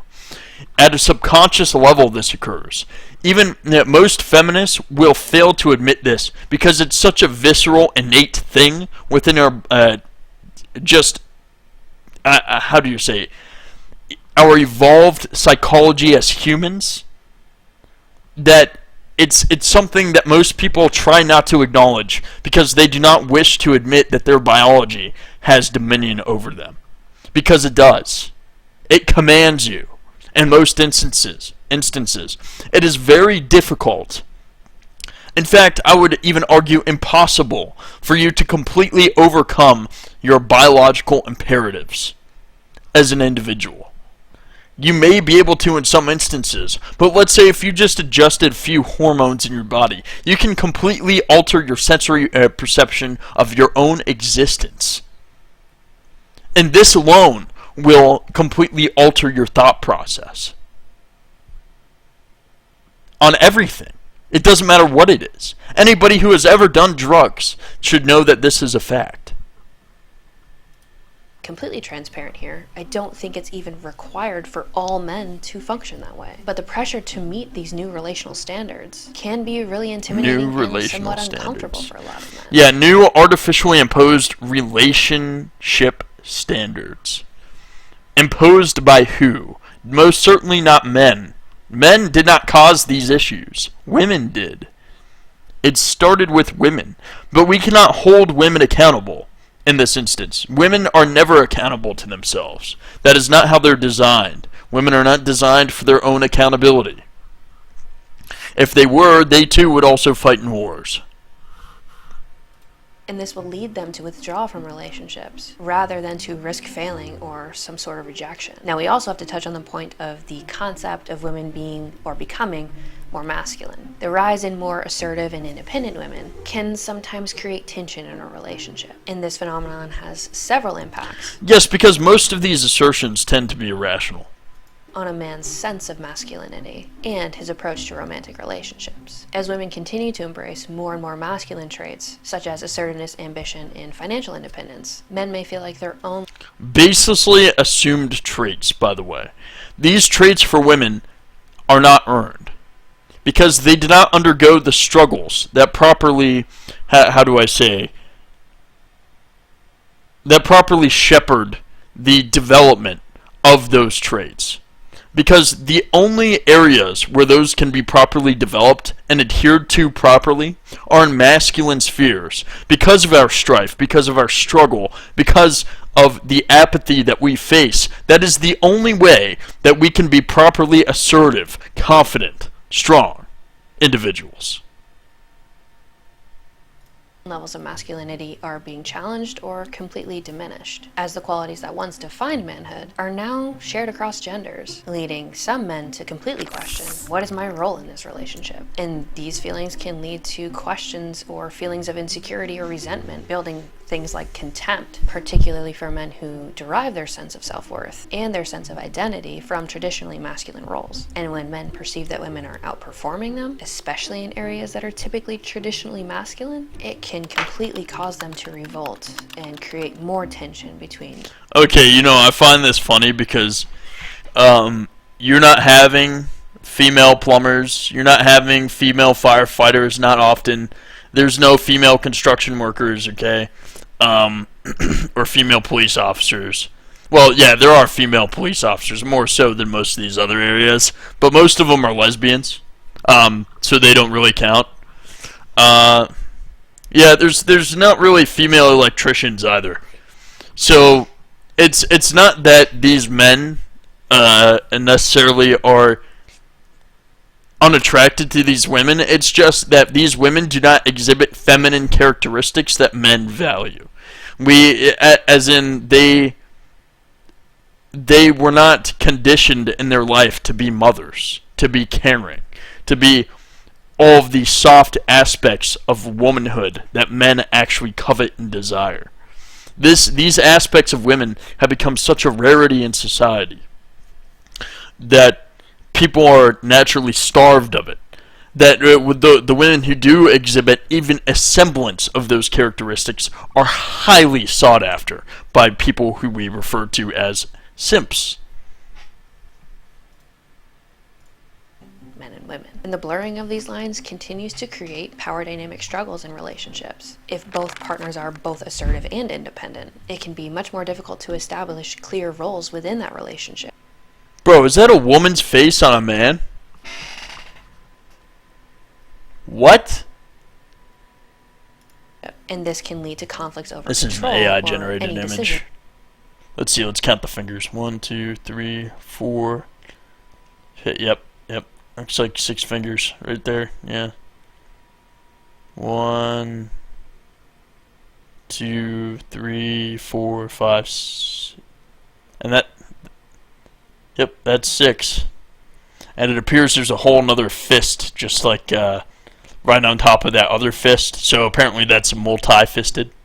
That dude's hand is fucking massive.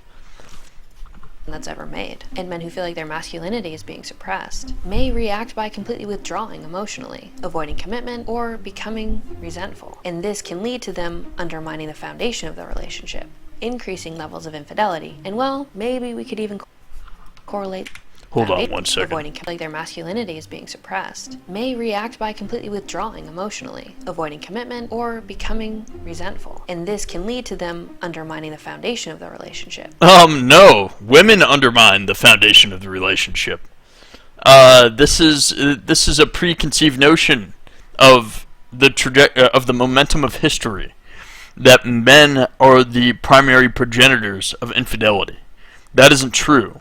Women exhibit infidelity in ways that men usually don't. Infidelity for men is usually a physical detachment from the relationship itself. It's usually just a sexual foray, and that's it. Meanwhile, women, they go out and they develop a whole ass fucking second life in a relationship. That's what they fucking do. And they manage these things simultaneously, and they see nothing wrong with it. That's A-okay with them. Easy. But no, none of these things usually stifle infidelity. I mean, the only reason that I could see more quote unquote masculine characteristics such as employment and so on, just employment in general as a woman, being a catalyst for infidelity in men, is if that woman seems to have a male work compatriot, and that they're particularly fond of for some inexplicable reason, and that person so happens to contact your wife every so often, and every time you question her about it, she's like, "Oh, he's just a coworker." Which, trust me, like this is common. That people will be like, "Oh, well, she doesn't love you, doesn't respect you." Well, if you're married to her, that doesn't really fucking matter, because if you divorce her, you're fucked. And that's just how it goes. Even if you both make the same amount of money, you're still getting fucked, regardless. Because if you have a house, and let's say you're the one paying most of the bills and everything, which is often the case because most women will not pay their own way for anything. And as they say, the man's money is theirs, but her money is her money. So you're going to get fucked out of the house and half all of your assets and money. That's just how it is. Too bad, so sad. Get fucked. Shouldn't have gotten married in a Western country. Shout out to Miami. Increasing levels of infidelity. And well, maybe we could even correlate this with divorce. But hey, I'm just speculating. Now that tends to be more associated with the boss bitch movement, where women are ambitious, independent, and don't need no man. Again, kind of emasculating the traditional male role. However, I think another... Well, obviously, if a woman is saying she don't need no fucking man, why would a dude ask her out? You're basically ostracizing the entire sex altogether. I don't understand this bitch's rationale. It doesn't make any fucking sense. Of course, but the boss bitch type is still gonna go fuck Chad. That's just how it is. They're still gonna fuck Chad. That's why fucking 60... What was the statistic again? 60% of men are single, and fucking only 30% of women are? Yeah, you see that right there? That means all those other bitches at the top are all fucking the same guy. It's just how it is. And yeah, the people mention that there's a age disparity there, that all those women are dating older men, but that can't necessarily be true entirely, because that's a lot of fucking people dating older men if that's the case. But those older men are also fucking the same older women then, in those instances. In which case it's still 2 to 1. It makes no goddamn difference. It's just that dude gets a taste of mature and young. That's his it's his fucking choice right there. I mean, assuming he's high enough value, he's in shape, he makes decent money, and has his shit together, and dresses nice, that sort of thing, you know, like the usual shit. You know, we all aspire to be something, but until we're something, we're nothing to these women. That's just how it is. It's more so the women who put forth those superficial standards. It's called hypergamy. Women are always looking for the bigger, better deal, the BBD. Not the BBC, the BBD. They want the bigger, better deal. So, if it's a subconscious thing ingrained in their nature, much like everything else observed throughout history, thousands and thousands of years of examples going towards this end. There's no woman who values virtue more than she values money. There's no such thing. Maybe at one point in history, like maybe in recent memory with religious zealots, maybe to some extent with social standards being imposed that can be artificially in place, but provided there were no social influences at play, she could be coerced into temptation. Let's continue. Relevant to this conversation is the Me Too movement. And this brought necessary attention to sexual harassment and overall abuse, emphasizing the importance of consensual and respectful intimate interaction. How many claims coming out recently? Like, there was one in 2006 where this black lady accused 3 white, like, college guys of sexual misconduct or something like that, or, use. And, and now, 20 years later, almost 20 years later, 18 years, she comes out and says it's false, but only because she's been imprisoned on murder charges. So she ruined 3 guys' lives with false accusations. And everybody believed her, just by the way. No one said no. This was years before the Me Too movement ever even happened, and still women held this sway and authority in society. Everybody just believed them. The Me Too movement has nothing that provides additional credence to women. Women always had this power. These charlatans are just beyond me. They're so fucking out of depth. It pisses me off. However, in contrast, it's also amplified feelings of anxiety for men in particular. It feels like they're always on edge with needing to process and make sure they articulate consent, while also needing to feed into their natural male assertiveness or aggression when it comes to being the partner that pursues. And this isn't just something that men talk about. This is also something that women talk about. But it's hard for them to walk up to somebody without feeling like they might be coming off as a creep or crossing a boundary. And this has led men to become significantly more cautious when it... Well, here's how you solve this problem. When you go up to a bitch, just make sure you aren't famous and you don't have money and you'll never be Me Too'd. There you go.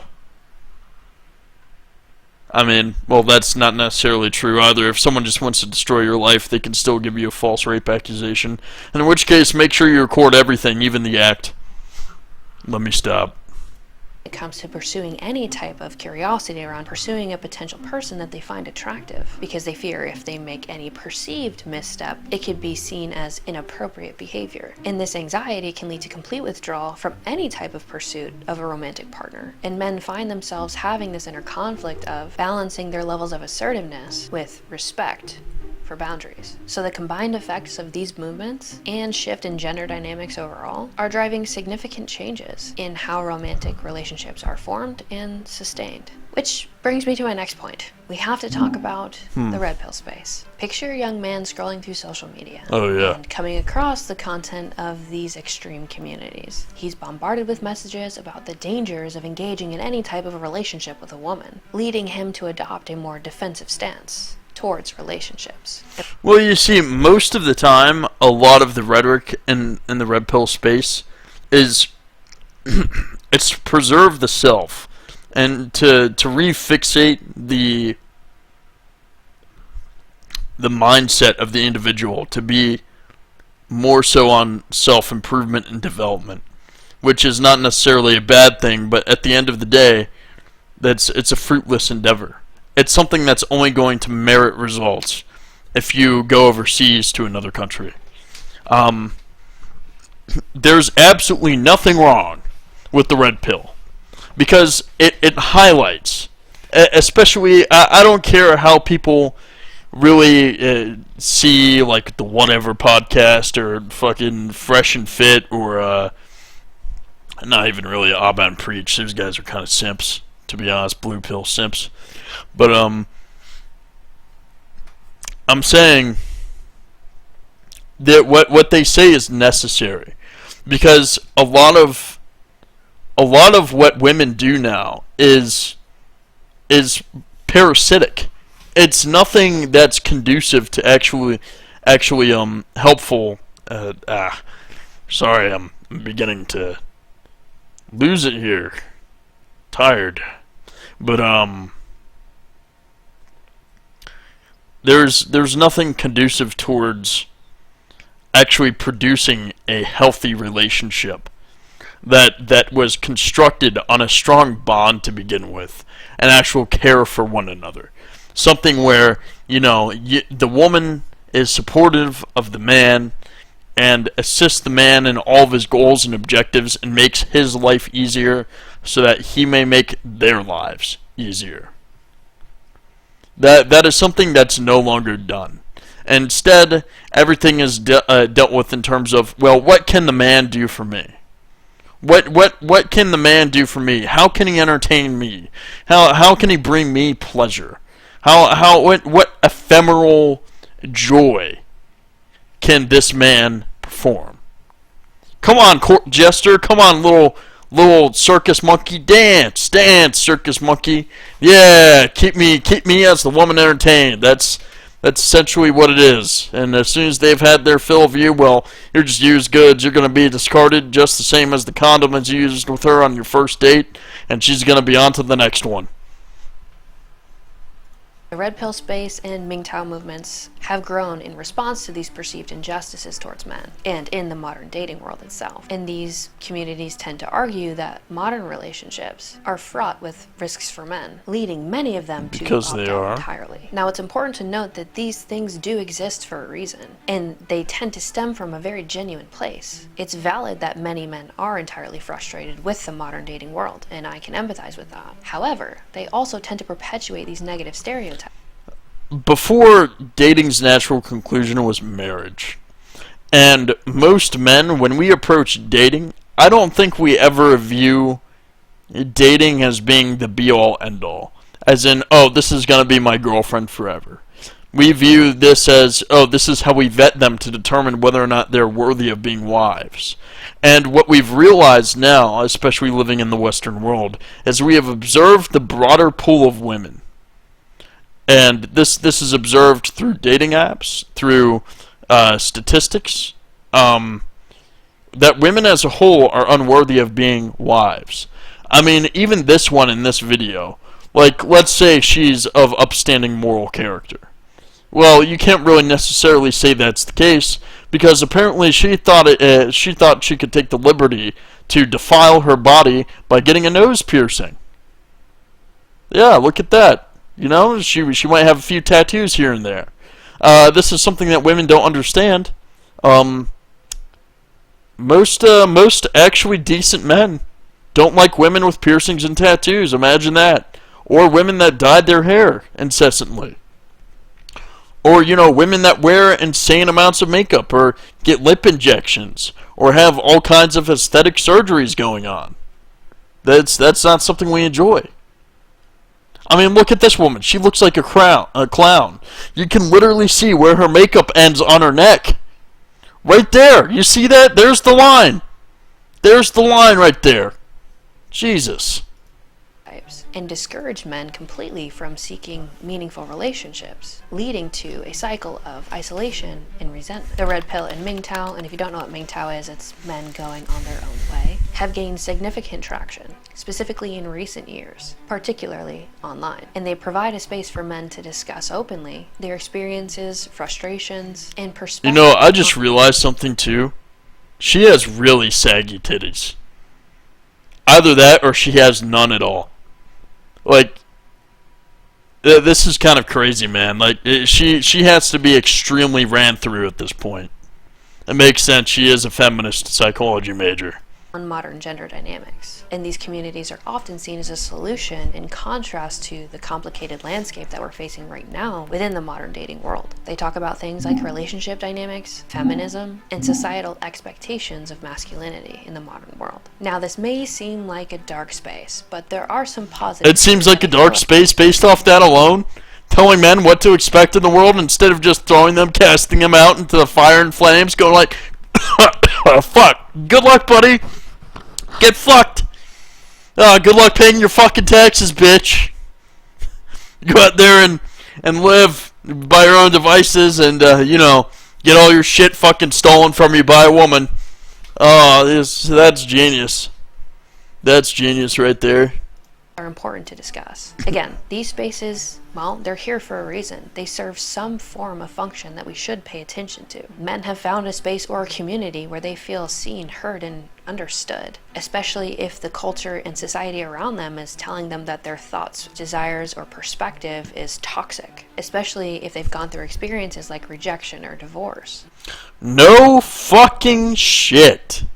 So they are able to find a space where they can validate and verbalize their own experiences while also gaining perspective and feeling related by, where they can share their stories and find some semblance of solace with other men who've also gone. No, there is no solace. It's just recognizing that we all have shared experiences, that we all have shared suffering inflicted on us by an unjust system perpetrated and funded by taxpayers and women, feminists in particular.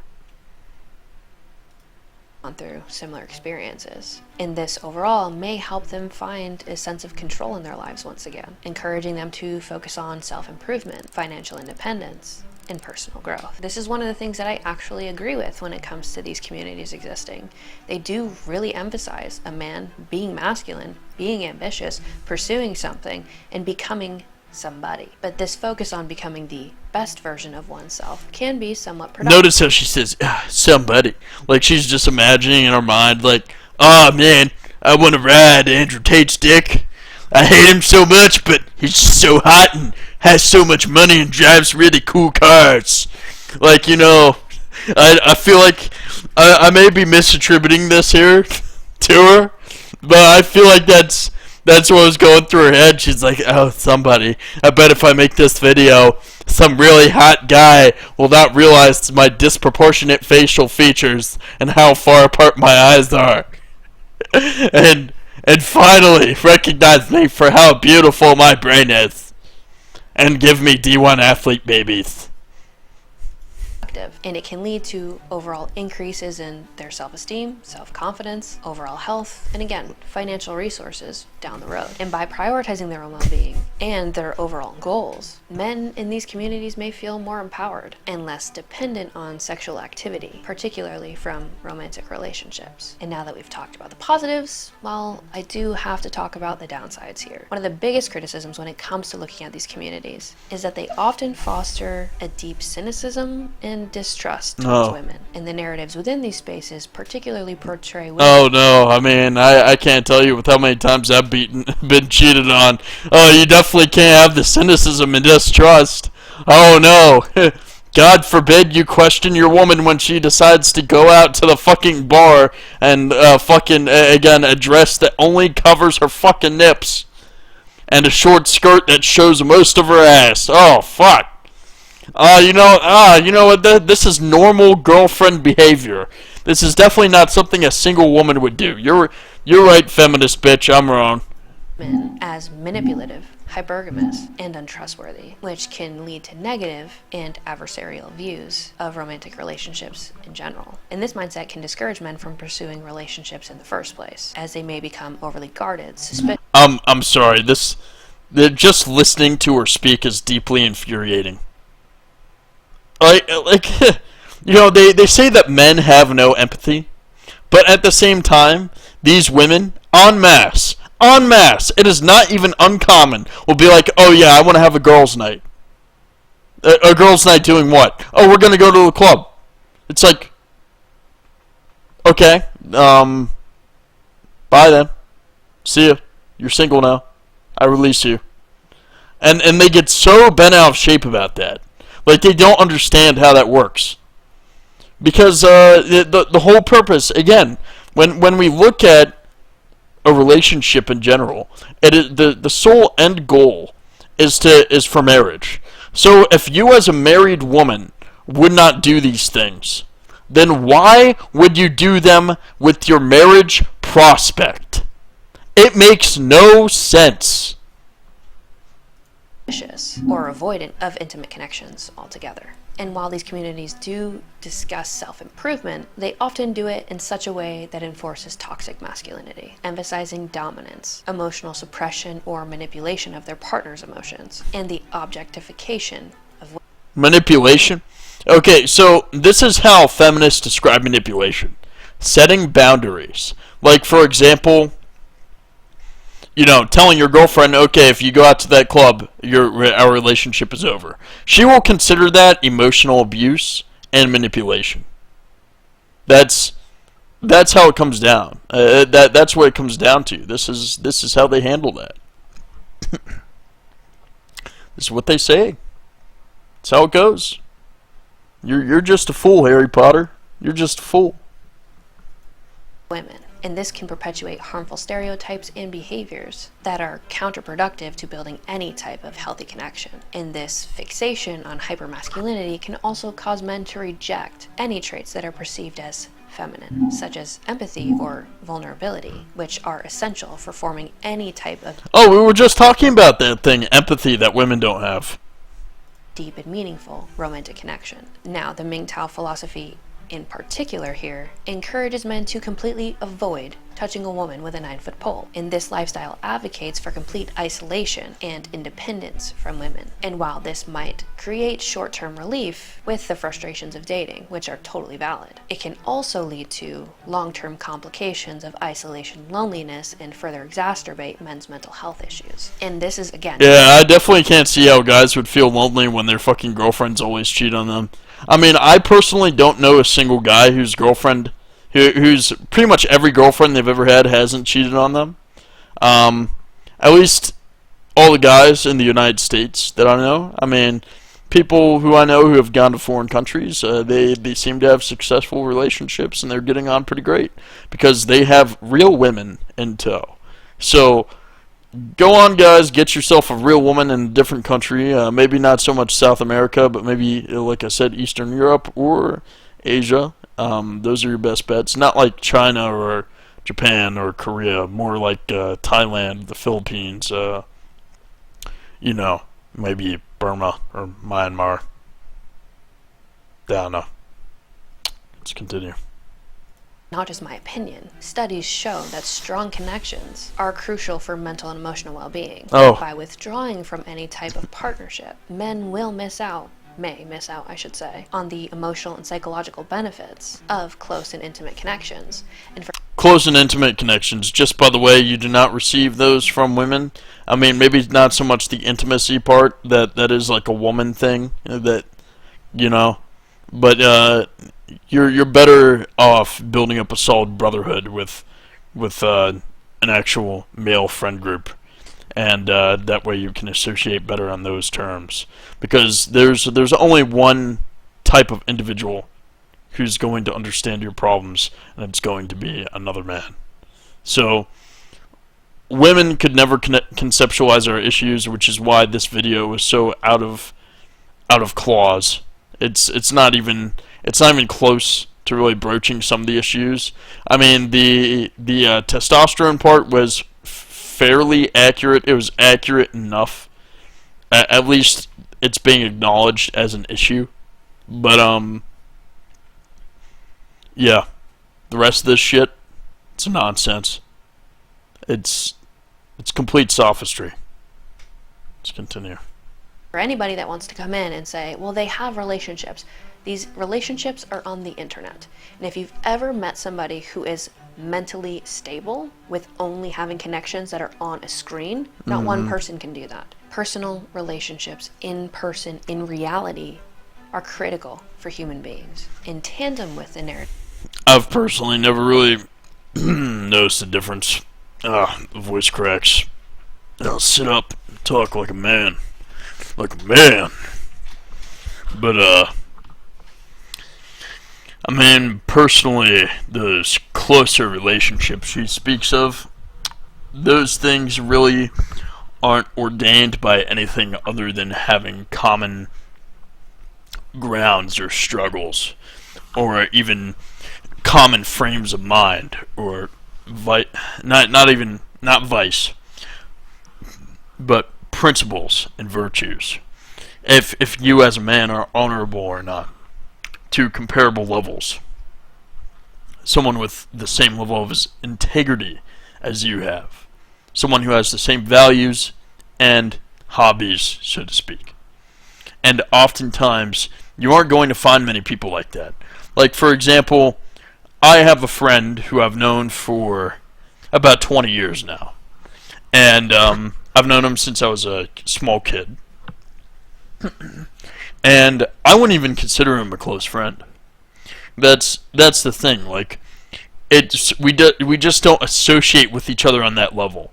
There's no level of actual empathy or understanding between us. We agree on very few things. The relationship is really more so we just hang out. Like, that's the idea. You just hang out, you play some games or something, and that's it. There are very few people I've met in person who I actually have solidarity with. And most of those people who do share in my convictions also tend to be far older than I am. It's just how it is. Aside from that, there's really no way you're going to find those close associations besides the internet itself. Now, I'm not advocating for, being a NEET or closing yourself in. That's not necessarily the best thing to do. But oftentimes that is the only way, just by building those social connections elsewhere, that you will be able to maintain sanity without partaking in any form of vice, like smoking or alcohol, etc. That are in these ecosystems. The rhetoric of the red pill and MGTOW spaces often emphasize the risks of modern dating. They talk about divorce, financial loss, and the emotional pain. Again, all of which are valid. But this leads men to develop toxic and avoidant. Yeah, but one thing she fails to mention is the rates at which those things occur. The emotional pain, the divorce, etc. For every man that gets divorced, there's at least probably Yeah, maybe about like point 0.3 more men who are extremely dissatisfied in their marriage and are absolutely miserable and would end it if they had the option, but they can't because they will be screwed in divorce court and possibly slandered by their wife and perhaps labeled a sex offender or an A user of sorts, lose their job and all of their assets, and be thrown in jail. So these are all very, very good possibilities because women are generally extremely vindictive when it comes to these things, especially when you try to hold them accountable. And something that they're allergic to is indeed accountability. So you will be punished for that. And many guys do not find that a very appealing option. Even like people need to look no further than Tom Brady to know that you can be above 6 feet, extremely handsome, in very good shape, and be a millionaire no less, and still that is not good enough for a woman these days. So these people just need to understand that it's really just a futile effort. It really is. It's the luck of the draw. You can do a thorough character analysis on your wife before you marry her, but that's not going to stop her from divorcing you when you're 70 years old. I know a man who is 70 years old who was married to his wife for 30, 40 years or something like that. And his wife decided to divorce him at the ripe old age of 68 years old. And the man is currently 71, and now she wants to divorce him. So tell me, if you can't grow old with somebody and care for each other into your later years in life and be there for each other in that instance, what use did the marriage ever even have to begin with? Unless you're just looking forwards to the tax write-offs, then yeah, nothing. There really is nothing. It's just how it is. There is no incentive. In fact, there's only disincentives. There's only drawbacks. There are no benefits. There are no benefits to relationships. There are benefits, however, to hookups. As in, you just slay puss, boy. Slay that puss, boy. Let me stop. Attitudes towards relationships, which I have to guess the majority of men actually want, as they become more and more focused on self-preservation and resentment towards women than they do on building genuine connections and cultivating some semblance of intimacy. And this isn't just my opinion. The data supports this stuff. Men who engage heavily in these types of communities are more likely to report dissatisfaction with their dating. This only sickens me because I know that when she's saying all this stuff, she would not be willing to settle for the guy that is at her level of attractiveness. Like, she doesn't realize that I don't think it just by the way she pays attention to her makeup, her appearance and everything, I don't think she fully recognizes how unattractive, I hate to say this, how unattractive she is. I mean, her nose is wide and interestingly proportioned for her face. She has an extremely wide jawline. Her eyes are pretty far apart. She has some bushy eyebrows, and they're curved at an interesting angle. And her face is kind of short and stout. I don't know, man. Like, to me, I guarantee you, if you look at her social media, and just judging by the pictures that she posts, if she posts pictures of a Chad Thundercock or someone who's obviously way out of her league, then you understand what the inspiration was for this video. Because, you see, I would fuck her too. Like, I would fuck her, but there is no way in hell I would be caught seen in public with this woman. This is just how it is. I mean, I'm sure a lot of guys would probably do the same thing. I mean, she probably has a decent body, maybe. I don't know. I can't really tell in all that getup that she's wearing. But, yeah. Jeez. Lives and the lowest desire to pursue any type of relationship. And honestly, I can't blame them with the narratives and communication that go on within these communities. There's lack of trust, there's lack of desire, and you paint women as the evil demon that you must avoid. She's blaming the red pill, not the women. And who is responsible for all of your problems. Now this is where it gets really important that I don't paint a picture with a broad brush. There are incredibly toxic women, just as there are incredibly toxic men. Keep in mind, she's never been a man. She's never been a man on a dating app, and only get, like, I don't know. I'm a fairly attractive guy. At least so I've been told. Most girls, when I go out and I ask them out and that sort of thing, they say yes. Or if you ask them, or if I ask them, hey, you think... Or one of my friends asks, you think he's attractive? They'll say, yeah. They'll say that shit. So, and I get on a dating app, and after 2 days, I'll only have like maybe, like 11 likes, and none of them are attractive, even in the slightest. Like, I don't even consider them, like, most of them are like 4s and 5s at most. And they're all out of shape. And they all have terrible attitudes. They have no manners. They can't hold a conversation. They can't do anything. Most of these girls don't. If I go out and I ask out these girls in public, they just get this like really nasty expression on their face. And it's just like they'll go out with you, but it's just like there's some guy, something that's hanging over their head. That's pulling them down to be this negative Nance, this little negative Nancy. And their sole objective is to extract value. And that's it. I've never not experienced this.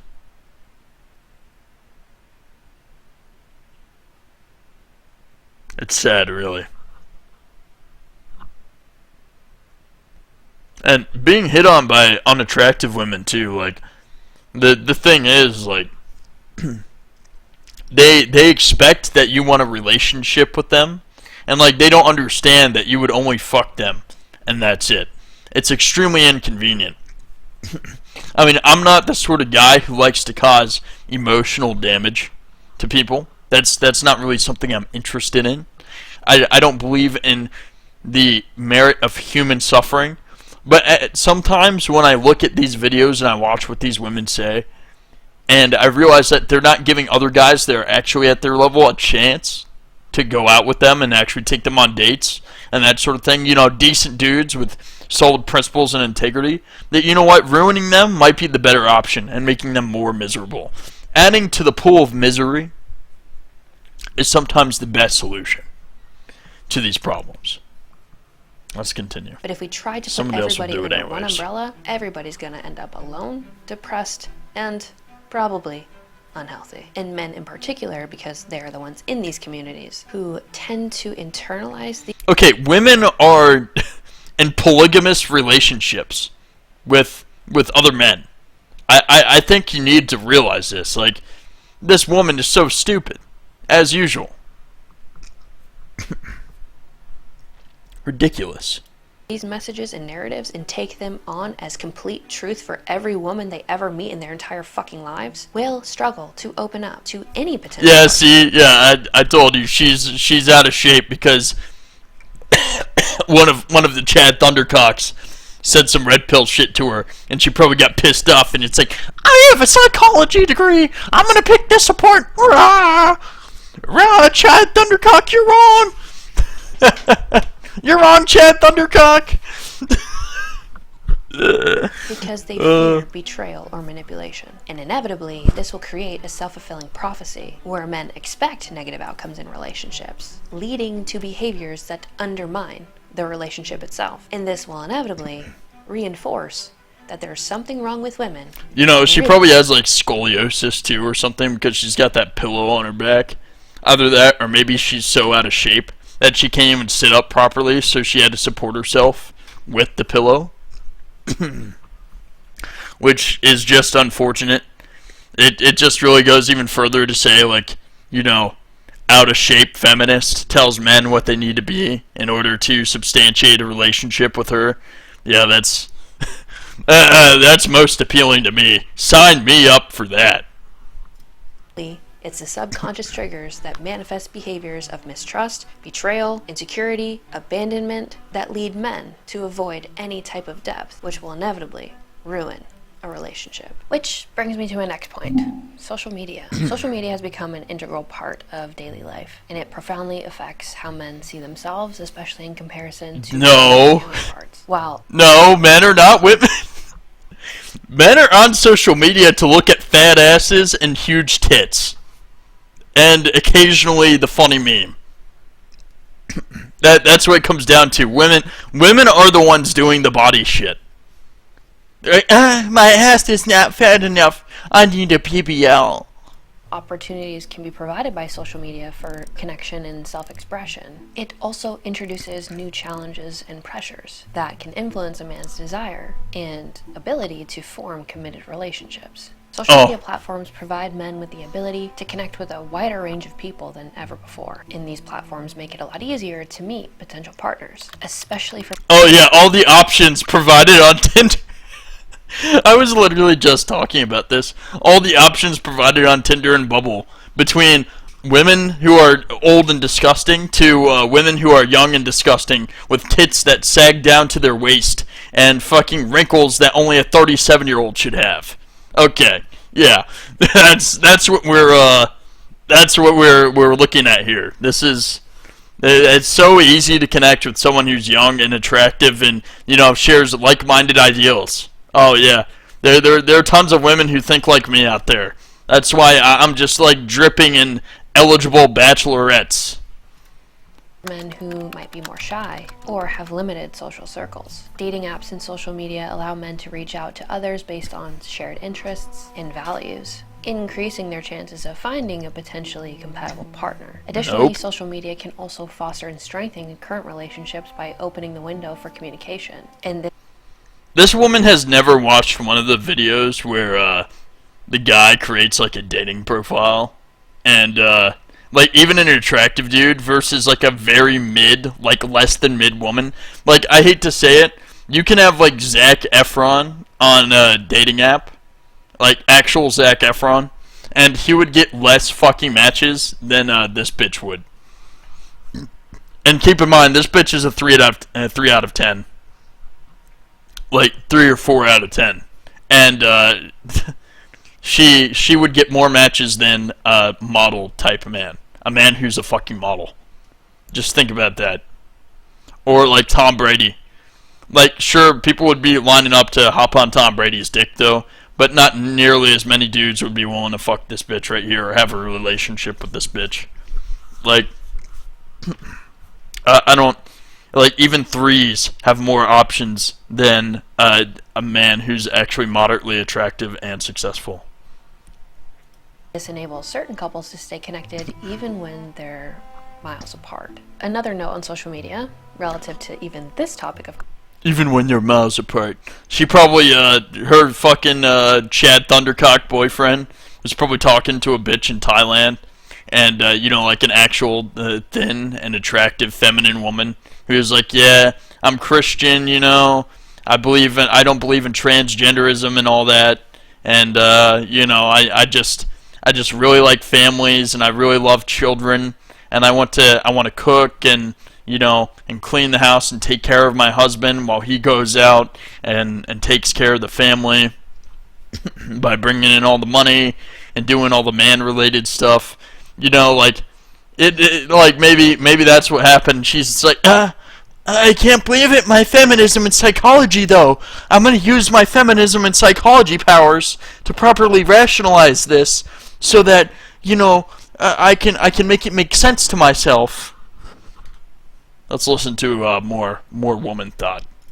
Conversation and YouTube is that there's a vast amount of information on relationships and anything else, including advice from experts or experiences shared by peers. And this can empower anybody, including men, with knowledge and strategies for building healthy and sustainable relationships. Now, one potential upside and also potential flaw is that it allows people to express themselves and present a curated version of their identity. This can be empowering to a certain extent, the idea that you can be whoever it is that you want to be, and it also gives people the ability to exercise control over their own perception. If it's authentic and Oh, okay, so Chad Thundercock put out the identity like, I'm a strong, traditional man who makes a shit ton of money being a finance bro in Wall Street. And I have a really big dick. And, you know, I really like hiking and going out on my yacht. And she shows up and it's just some, like, middle-aged fucking dude with 5 o'clock shadow with a fucking, what, a Yaris? And, fucking... and a volleyball. He's like, yeah, you want to go to the beach later in my Yaris? We can hang out in trunk. And then he goes out and he fucking throws his canoe with some bungee cords on the fucking roof. And they take that single canoe with the hole in the fucking bottom out into the ocean, and it capsizes in itself, and then she has to hold him while he cowers from the sharks. Let me stop. through that vehicle, you're expressing your personal values or interests. You can attract people with like-minded ideals that resonate with this persona. The negative to that, though, is that there's plenty of people that also curate a version of them that isn't what you would meet in real life. And this is where the tendency for individuals to manipulate and control other people for their own personal gain gets really dark. Another negative regarding social media. It gets dark, guys. It gets dark. She has been slighted. And its presence, especially how it impacts relationships and men, is that it often presents an idealized version of life. Users post carefully selected moments that highlight their success or perceived achievements. See, guys, I told you, here's the yacht. Here's the yacht. The dude got a fucking yacht. And now she's like, he just showed up in his fucking kayak. I can't believe this shit. Get angles and Photoshop to highlight attractiveness. Ultimately give you a snapshot. Oh shit! 3 out of 10's upset because the 6-pack turned out to be a 4-pack. Fuck. Into a moment of happiness, and this can create unrealistic expectations for what it means to be a man who's successful, and also impact what it looks like to be in a healthy relationship. And this constant comparison can lead to dissatisfaction and amplified levels of insecurity when it comes to you assessing your own life. And this can deter men specifically from even pursuing any type of relationship, as they believe maybe, you know what, maybe I was wrong. Maybe I conceived of this all wrong. Perhaps maybe she was just upset about all the bitches posting pictures of their BBLs on the internet. And she's like, I'm a raw, all-natural feminist, and I would never get a BBL. In fact, I love my armpit hair so much that I braid it and I give it a name. that they can't measure up to the perceived standards that are being presented online. And if you've spent more than 5 minutes on social media, you'll see highlight reels of girls on yachts and men who are wealthy, and everybody has this idea that, well, all of these women only want men who have all these fun toys. When in reality, if you go out and actually talk to a woman, most of us don't really give a shit about that. Regardless, maybe Yaris guy wasn't that bad after all. Maybe Yaris guy actually had like a fucking 8-inch thundercock, and she was like, fuck. You know, Yaris guy really lays down a pipe in the back of that Yaris. to maintain a certain level of image on social media can lead to increased levels of anxiety and the ultimate fear of rejection, particularly when it comes to shooting your shot with a woman or dating anybody. And this will ultimately continue to put pressure on men to present themselves in a certain light, in a way that they believe will be attractive to other people or women. The problem with that, though, is that it forces men to put on a mask. If that's not who they really are or the lifestyle that they actually live, well, it's easier to create a distance and play the long. It's because women do not find those men attractive unless they have these vices as a part of their life. She doesn't understand. Like, literally, if she watched any of the other, like, more so MGTOW individuals, like Aaron Clary, for example, you can there's empirical data that can be observed to show that the average woman does not give a fuck about the average man, even if he does make more money. It's just the additional money that he makes elevates that level of interest by like tiny little fucking slivers. By tiny little slivers. Okay? If that man isn't also fucking shredded and doesn't have like fucking isn't like bare minimum 5'10", then it's fucking curtains. She's going for Chad Thundercock, which wants to tap her ass and leave her in fucking 10 minutes. Long distance game until you can get somebody to fall in love with you, so that maybe that's enough. And this ultimately driving up the anxiety, making it significantly harder for them to actually cultivate something real in reality. And it'll start to drive this perception of who they need to be. Yeah, no amount of emotional intimacy ever stops the wandering eye. You can lay down extremely good pipe, and that's not going to fucking stop any woman from looking elsewhere. Eventually, they do tire of things, and given that virtue is not a principle most valued by women today, at least not for themselves. No, not even amongst men, really. Because you'll have women who, like, marry CEOs and stuff like that. Clearly, they value the money over virtue. Otherwise, they wouldn't endorse the suffering that their husbands inflict in these industries. They encourage the greed. But let's continue. While preventing them from actually taking the step and being vulnerable, owning who they are. Because at the end of the day, just as a personal side note, women care a lot more about your kindness than they do about your success. Oh yeah, the kindness. Yeah, I remember when I was nice to women when I was like a teenager. Yeah, that didn't really get me anywhere. But now I'm a complete dick to all of them, and I treat them all like shit, and they want my cock all the fucking time. Let me stop. Not all the time, but you definitely do have far more varied success when you exhibit more stoic traits. Not necessarily being an asshole at all times, but more so just being stern and asserting your points with absolute dominance without them being, without the option of them being contested as something that's on the table. And to some women, if you're an unattractive guy, they may see that as a challenge, and they may think it interesting that you do lay down the law in this instance. But other times they're just going to be like, no, you're not hot enough for this. I'm going to accuse you of being a rapist, and then you're going to go to jail. Bye. That's what's going to happen. I hate to say it. Either that, or if you have social media, they'll slander you on social media and make you look like crap. This is why I don't have social media, so none of these women can come out and attack me. It's huge boon to your life. It takes away a lot of the stress, and you don't got to worry about this shit. Just use dating apps and discard them, recreational use only.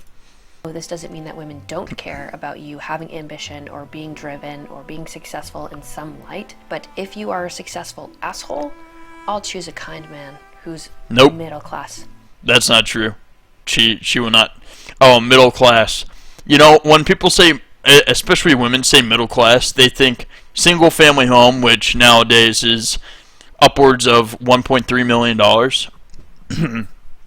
which is not middle class, just by the way. Middle class is like someone who makes around 60 grand a year. Actually it's less than that. It's around like 50,000, I think. I think that's like the average income. I'm not even gonna look it up right now. But regardless, it's someone with the financials who can't afford a house like that unless they've been saving up for like 30 years. And like living with their parents and saving up for like 20 to 30 years. So that's the only way they would be able to get the house payments low enough to where that they can afford that with and their living expenses at the same time. But outside of that, what you demand is untenable for most men. And most men will never see the level of wealth that you demand, even in your supposed modest requirements, as a 3 out of 10. Yep. As it turns out, that middle class means that you're going to have to work too, sweetheart, and hopefully make a lot of money, which you surely won't as a psychology major.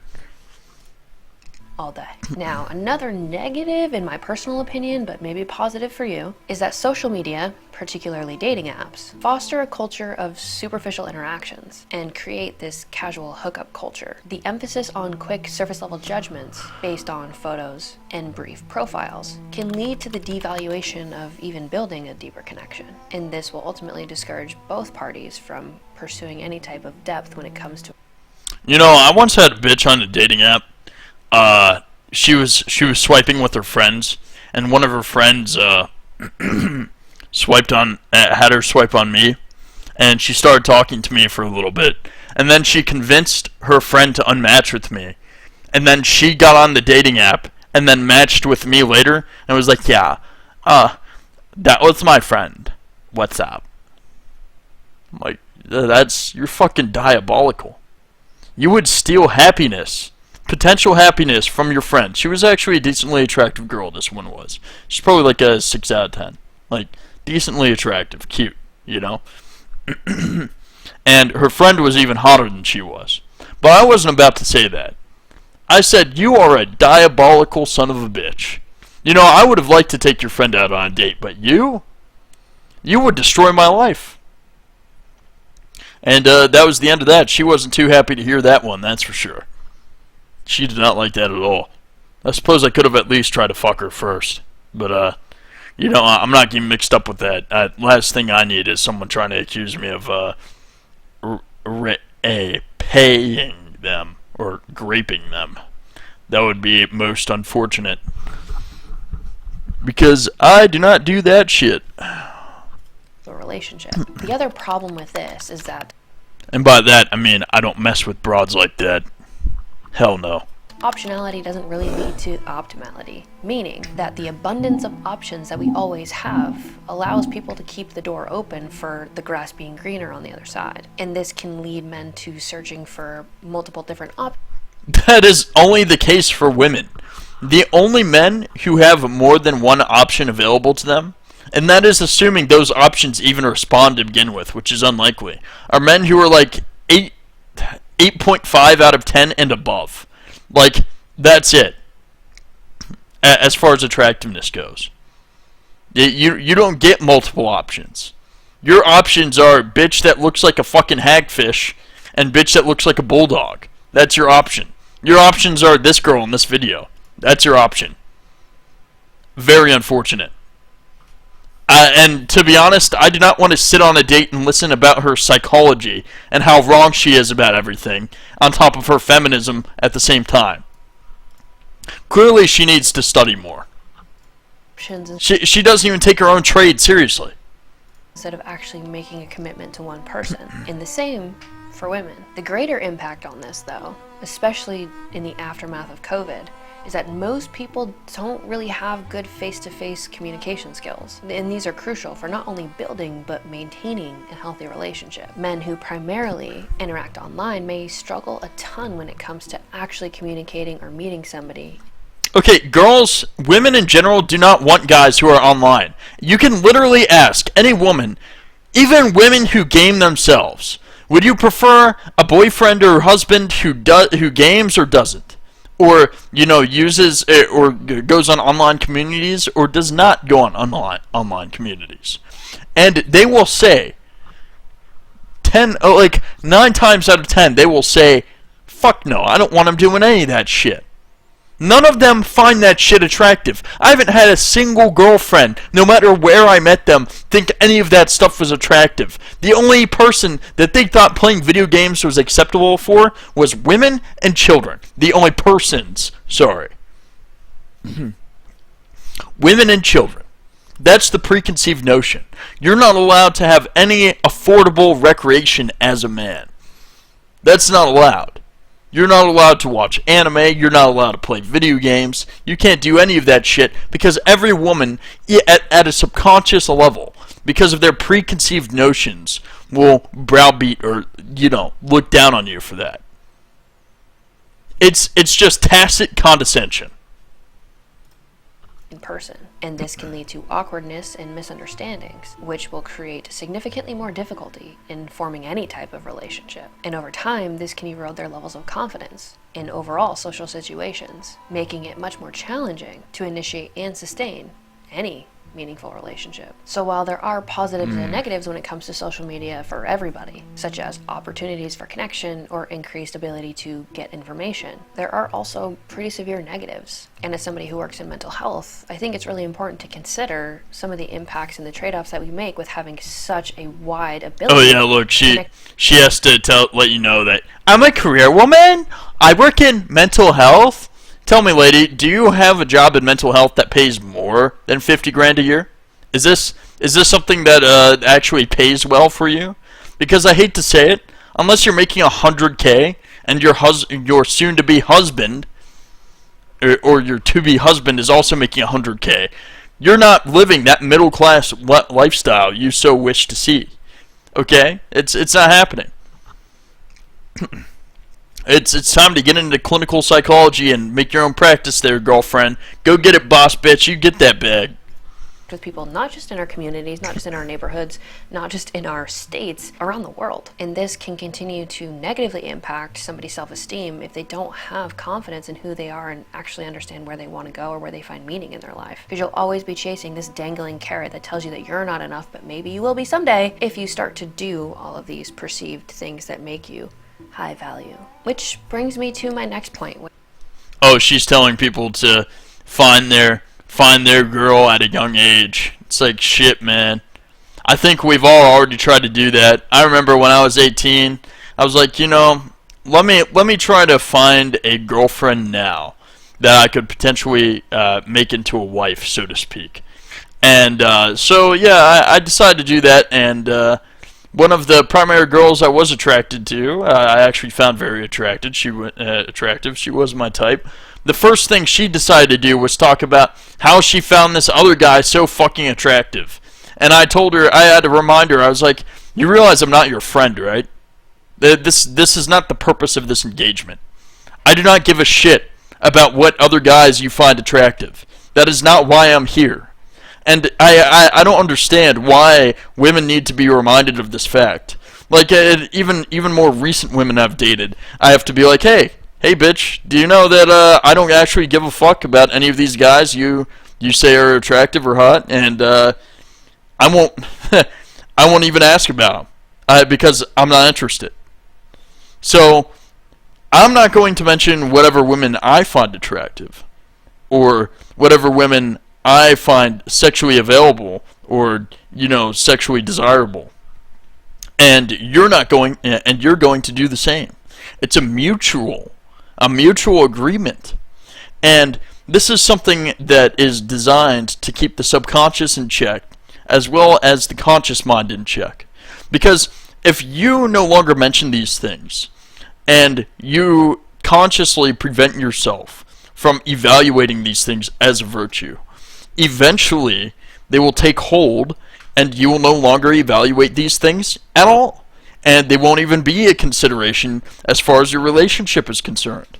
Like this is something that comes in psychology that's actually pretty useful, which we will never see this woman in this video talk about, because she is an abject fool.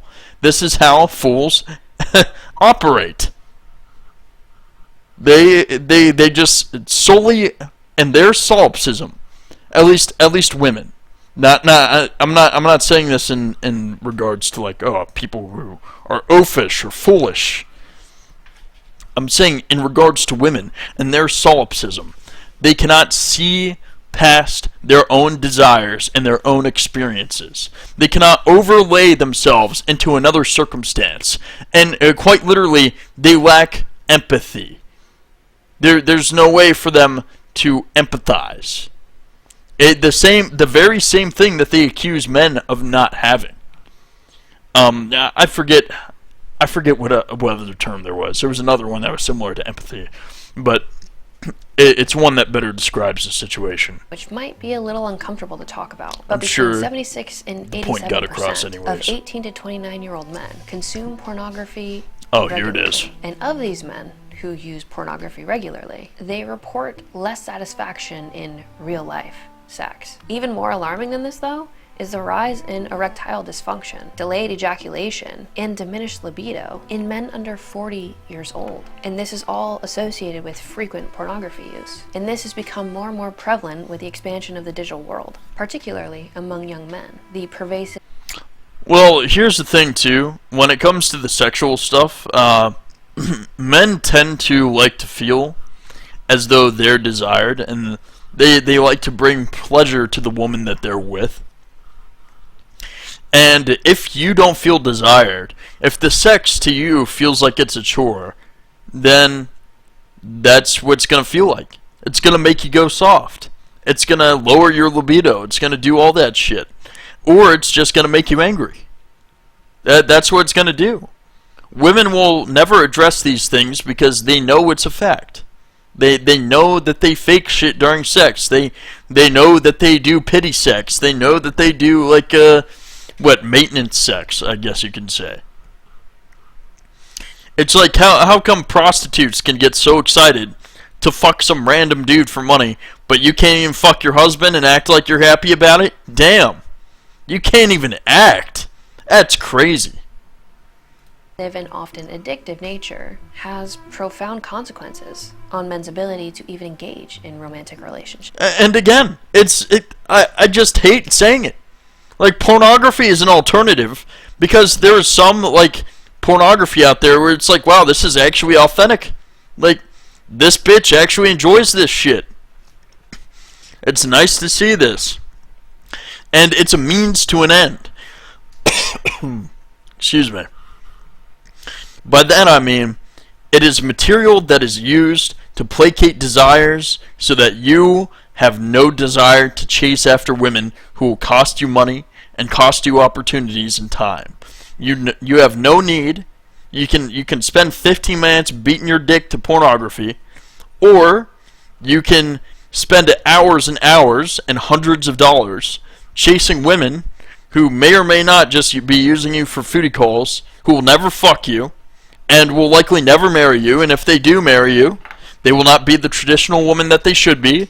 They will not exhibit feminine characteristics, and they will ruin your life. This is what it comes down to. One of the biggest factors in this is the fact that they become highly desensitized to real life sex, and this may require them to have to use extreme content in order to achieve even the same level of arousal. And this will continue to decrease their satisfaction when it comes to engaging with a woman in reality, because normal sex doesn't stimulate this same level of arousal. This also creates exaggerated sexual experiences, which will create unrealistic expectations of what it's like to have sex with somebody as a human being. Again, she's projecting. She's projecting. Because Miss Saggy Tits over here, must be having a hard time over there with dudes trying to stay hard while looking at her little sloppy floppers on TV. Let me stop. But I know these are some crude remarks, but I hate to say it, like, if you're unattractive as a woman, like, your dude's not gonna be able to stay hard unless he hasn't jerked off in like fucking 3 weeks. Like, like, that's the thing. At that point, any dude would be like, oh man, I'd fuck just about anything at this point. The erectile dysfunction would most certainly not be a problem in that instance. Like, it's the same for me. It's the same for any dude, I'm sure. Exaggerated sexual experience, bro, you've got to be kidding me. Unrealistic expectations of what? Most dudes have the unrealistic expectation of being able to fuck anybody. In reality versus fantasy. And this will lead to a distorted view of sex and intimacy. Like, she literally just went over the fact that most men have not even had sex or like have access to a relationship or anything in over a year or whatever. And she's saying like, oh well, it's because of the porn. Is it? Tell me, you guys, would you rather have the real thing or would you rather have porn? Because for some reason, even though my hand grips a lot better than that pussy does, I hate to say it, but most of these bitches be loose as fuck. Some of them do got some grip. But, most of them are loose as fuck. So, they aren't stimulating anything. Okay? My hand is far better. You know, they like to say, oh, my toys do such a better job. Like, women will say shit like that. It's like, damn, same for my hand, bitch. Why the fuck would I want to have sex with you when my hand feels fucking 20 times better than your fucking loose-ass roast beef sandwich does? Shit. How, like, you know, there's this thing, I love when women say this. It's like, fucking more dudes doesn't make our pussy looser. That's not true. That isn't true at all. How the vagina works is very similar to, like, how it, like, if you have a foreskin, you know, and you don't stretch it enough, this is like something that happens like Asian porn and shit like that with all the dick cheese and that sort of shit. If you don't stretch it enough, then you can't fucking move it. It's the same premise with the woman. If she was celibate, it would hurt every time she had fucking sex. That's just how it is. It wouldn't be like sloppy flopper open sloppy flopper. Oh man, this goes in so good. Oh yeah, are you gonna take 50 dudes later? Yeah, I can do 50. Let me stop.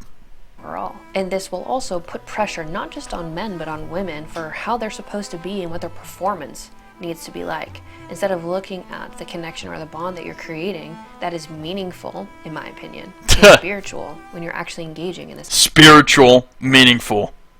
Rich coming from a feminist. She doesn't believe in any of this shit. Act with somebody, and this can ultimately lead to frustration, a disconnect, and overall dissatisfaction in the intimacy or relationship that you're trying.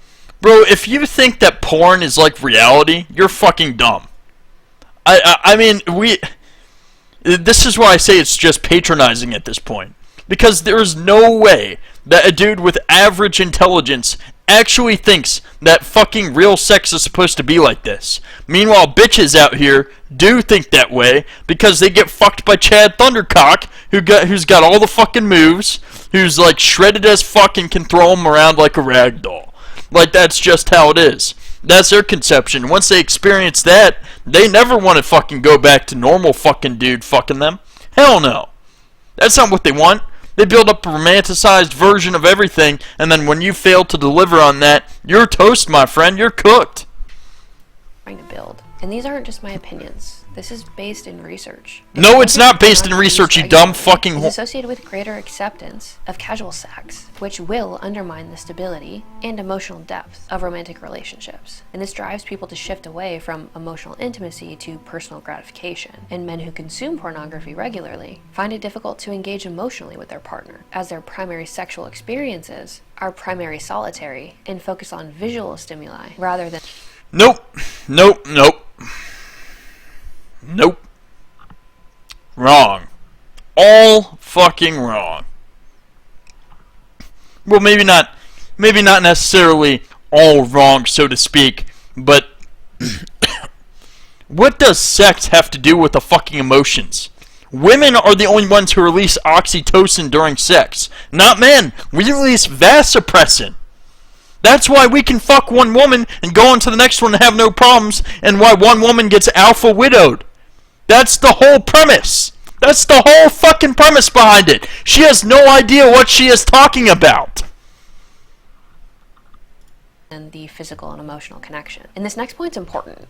The use of pornography can lead to secrecy and shame in a relationship, creating this barrier when it comes to open communication and trust. Partners may feel betrayed or inadequate when they discover their significant other's pornography use, which will lead to conflict, insecurity, and likely a breakdown in the relationship. But while I can sit here and talk about the negatives, just like the red pill space or... You know, the only reason I get frustrated is because these points have been so thoroughly articulated across the spaces, and for anyone who hasn't just taken, like, a tacit cursory glance, like, as if they're so apathetic towards it, that they just barely look into it, and then they create some pile of fucking horseshit like this, with sophomoric takes and summations that don't even have solid logical ends or conclusions, then,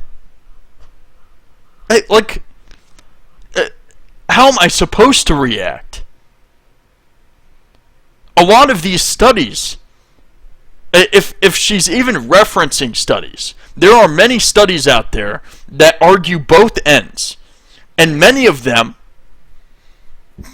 of course by feminist doctrine, tend to be heavily influenced by political narratives and interest groups. It's just how it is. This is how things go. Corporations have been doing this sort of shit for decades, for even centuries at this point. It's just another form of propagandizement. That's all it is at this point. Other extreme communities, we have to ask why men are relying on this so heavily. And for some men, it provides a sense of stress relief, a way to express their sexuality when a partner is either unavailable or uninterested. And it can be a Wait, I hate this express their sexuality. No, dudes just want to get their nut off so they stop being horny and feel the need to go out and fuck bitches. If dudes weren't allowed to beat their meat, they'd be out there raping graping hoes, okay? All the 304s would be absolutely fucking annihilated. I hate to say it, they wouldn't stand a chance. way for them to satisfy their sexual urges without the complications or stress of a real-life partner. And this can help men ultimately reduce feelings of loneliness. Reduce feelings of loneliness? Man, this woman has no idea what she's talking about. Maybe in the female world where everything's a fantasy to them, and they all just fantasize everything, maybe that works for them. But for dudes, when we beat our meat, it's a very sad and solemn affair. Okay? It's like, damn, all these bitches are all fucking 304s. I ain't got no hoes, you know. None of them would ever tend to me or my fucking needs, or be supportive of anything in my fucking life, or, you know, be an actual housewife and, you know, help me raise a goddamn family, or anything like that. No, that's not what's gonna happen. What's gonna happen is they're gonna take you, they're gonna bitch at you for like 5 or 6 years, and then they're gonna divorce you, take half your shit, fucking ruin your life, destroy your reputation, and then you're done. You're done. Goodbye, buddy. Toast. And let's say she does stick with you, and you have kids with her. Well, there's an upwards of a 40% chance of paternity fraud. So all of you guys out there, if you're married, you got kids, you better be getting your paternity test, because there's a good chance that kid is not yours. If a man's needs are not being met by his partner, or just in general in life, as he feels may be inadequate due to the unrealistic standards or pressures, yet still has these temptations, well, pornography is an easy accessible outlet for them to get their needs met, and it also alleviates the fear of rejection or inadequacy that they would encounter with a woman, especially with some of the extremist narratives around how women are the worst. But what's important to note around pornography use, especially in young men, it will create difficulties for them later on in life when it comes to trying to form any ounce of intimacy in a relationship. Their understanding of sex is shaped in ways that aren't easily... I'm telling you guys right now, I watch porn and shit, and I have no such issues. I can turn that shit off and hop in a relationship, no problem, and it's all Gucci for me. I mean, I can't imagine anybody else really has a problem unless they're so fucking effeminate that they're just all up in their head like these bitches are. That's the only way I can possibly imagine that this would be an issue for you. Integratable. This early exposure of unrealistic standards in sexual scenarios can shape their understanding of sex in ways that are not conducive to forming any type of deep... Okay, that's enough of this drivel. There's nothing of value any further. Oh well, thank you all for tuning in and listening this far. I'm surprised you were able to humor this for this long. Hopefully I was at least mildly entertaining. Well, you all have a good one. Peace out.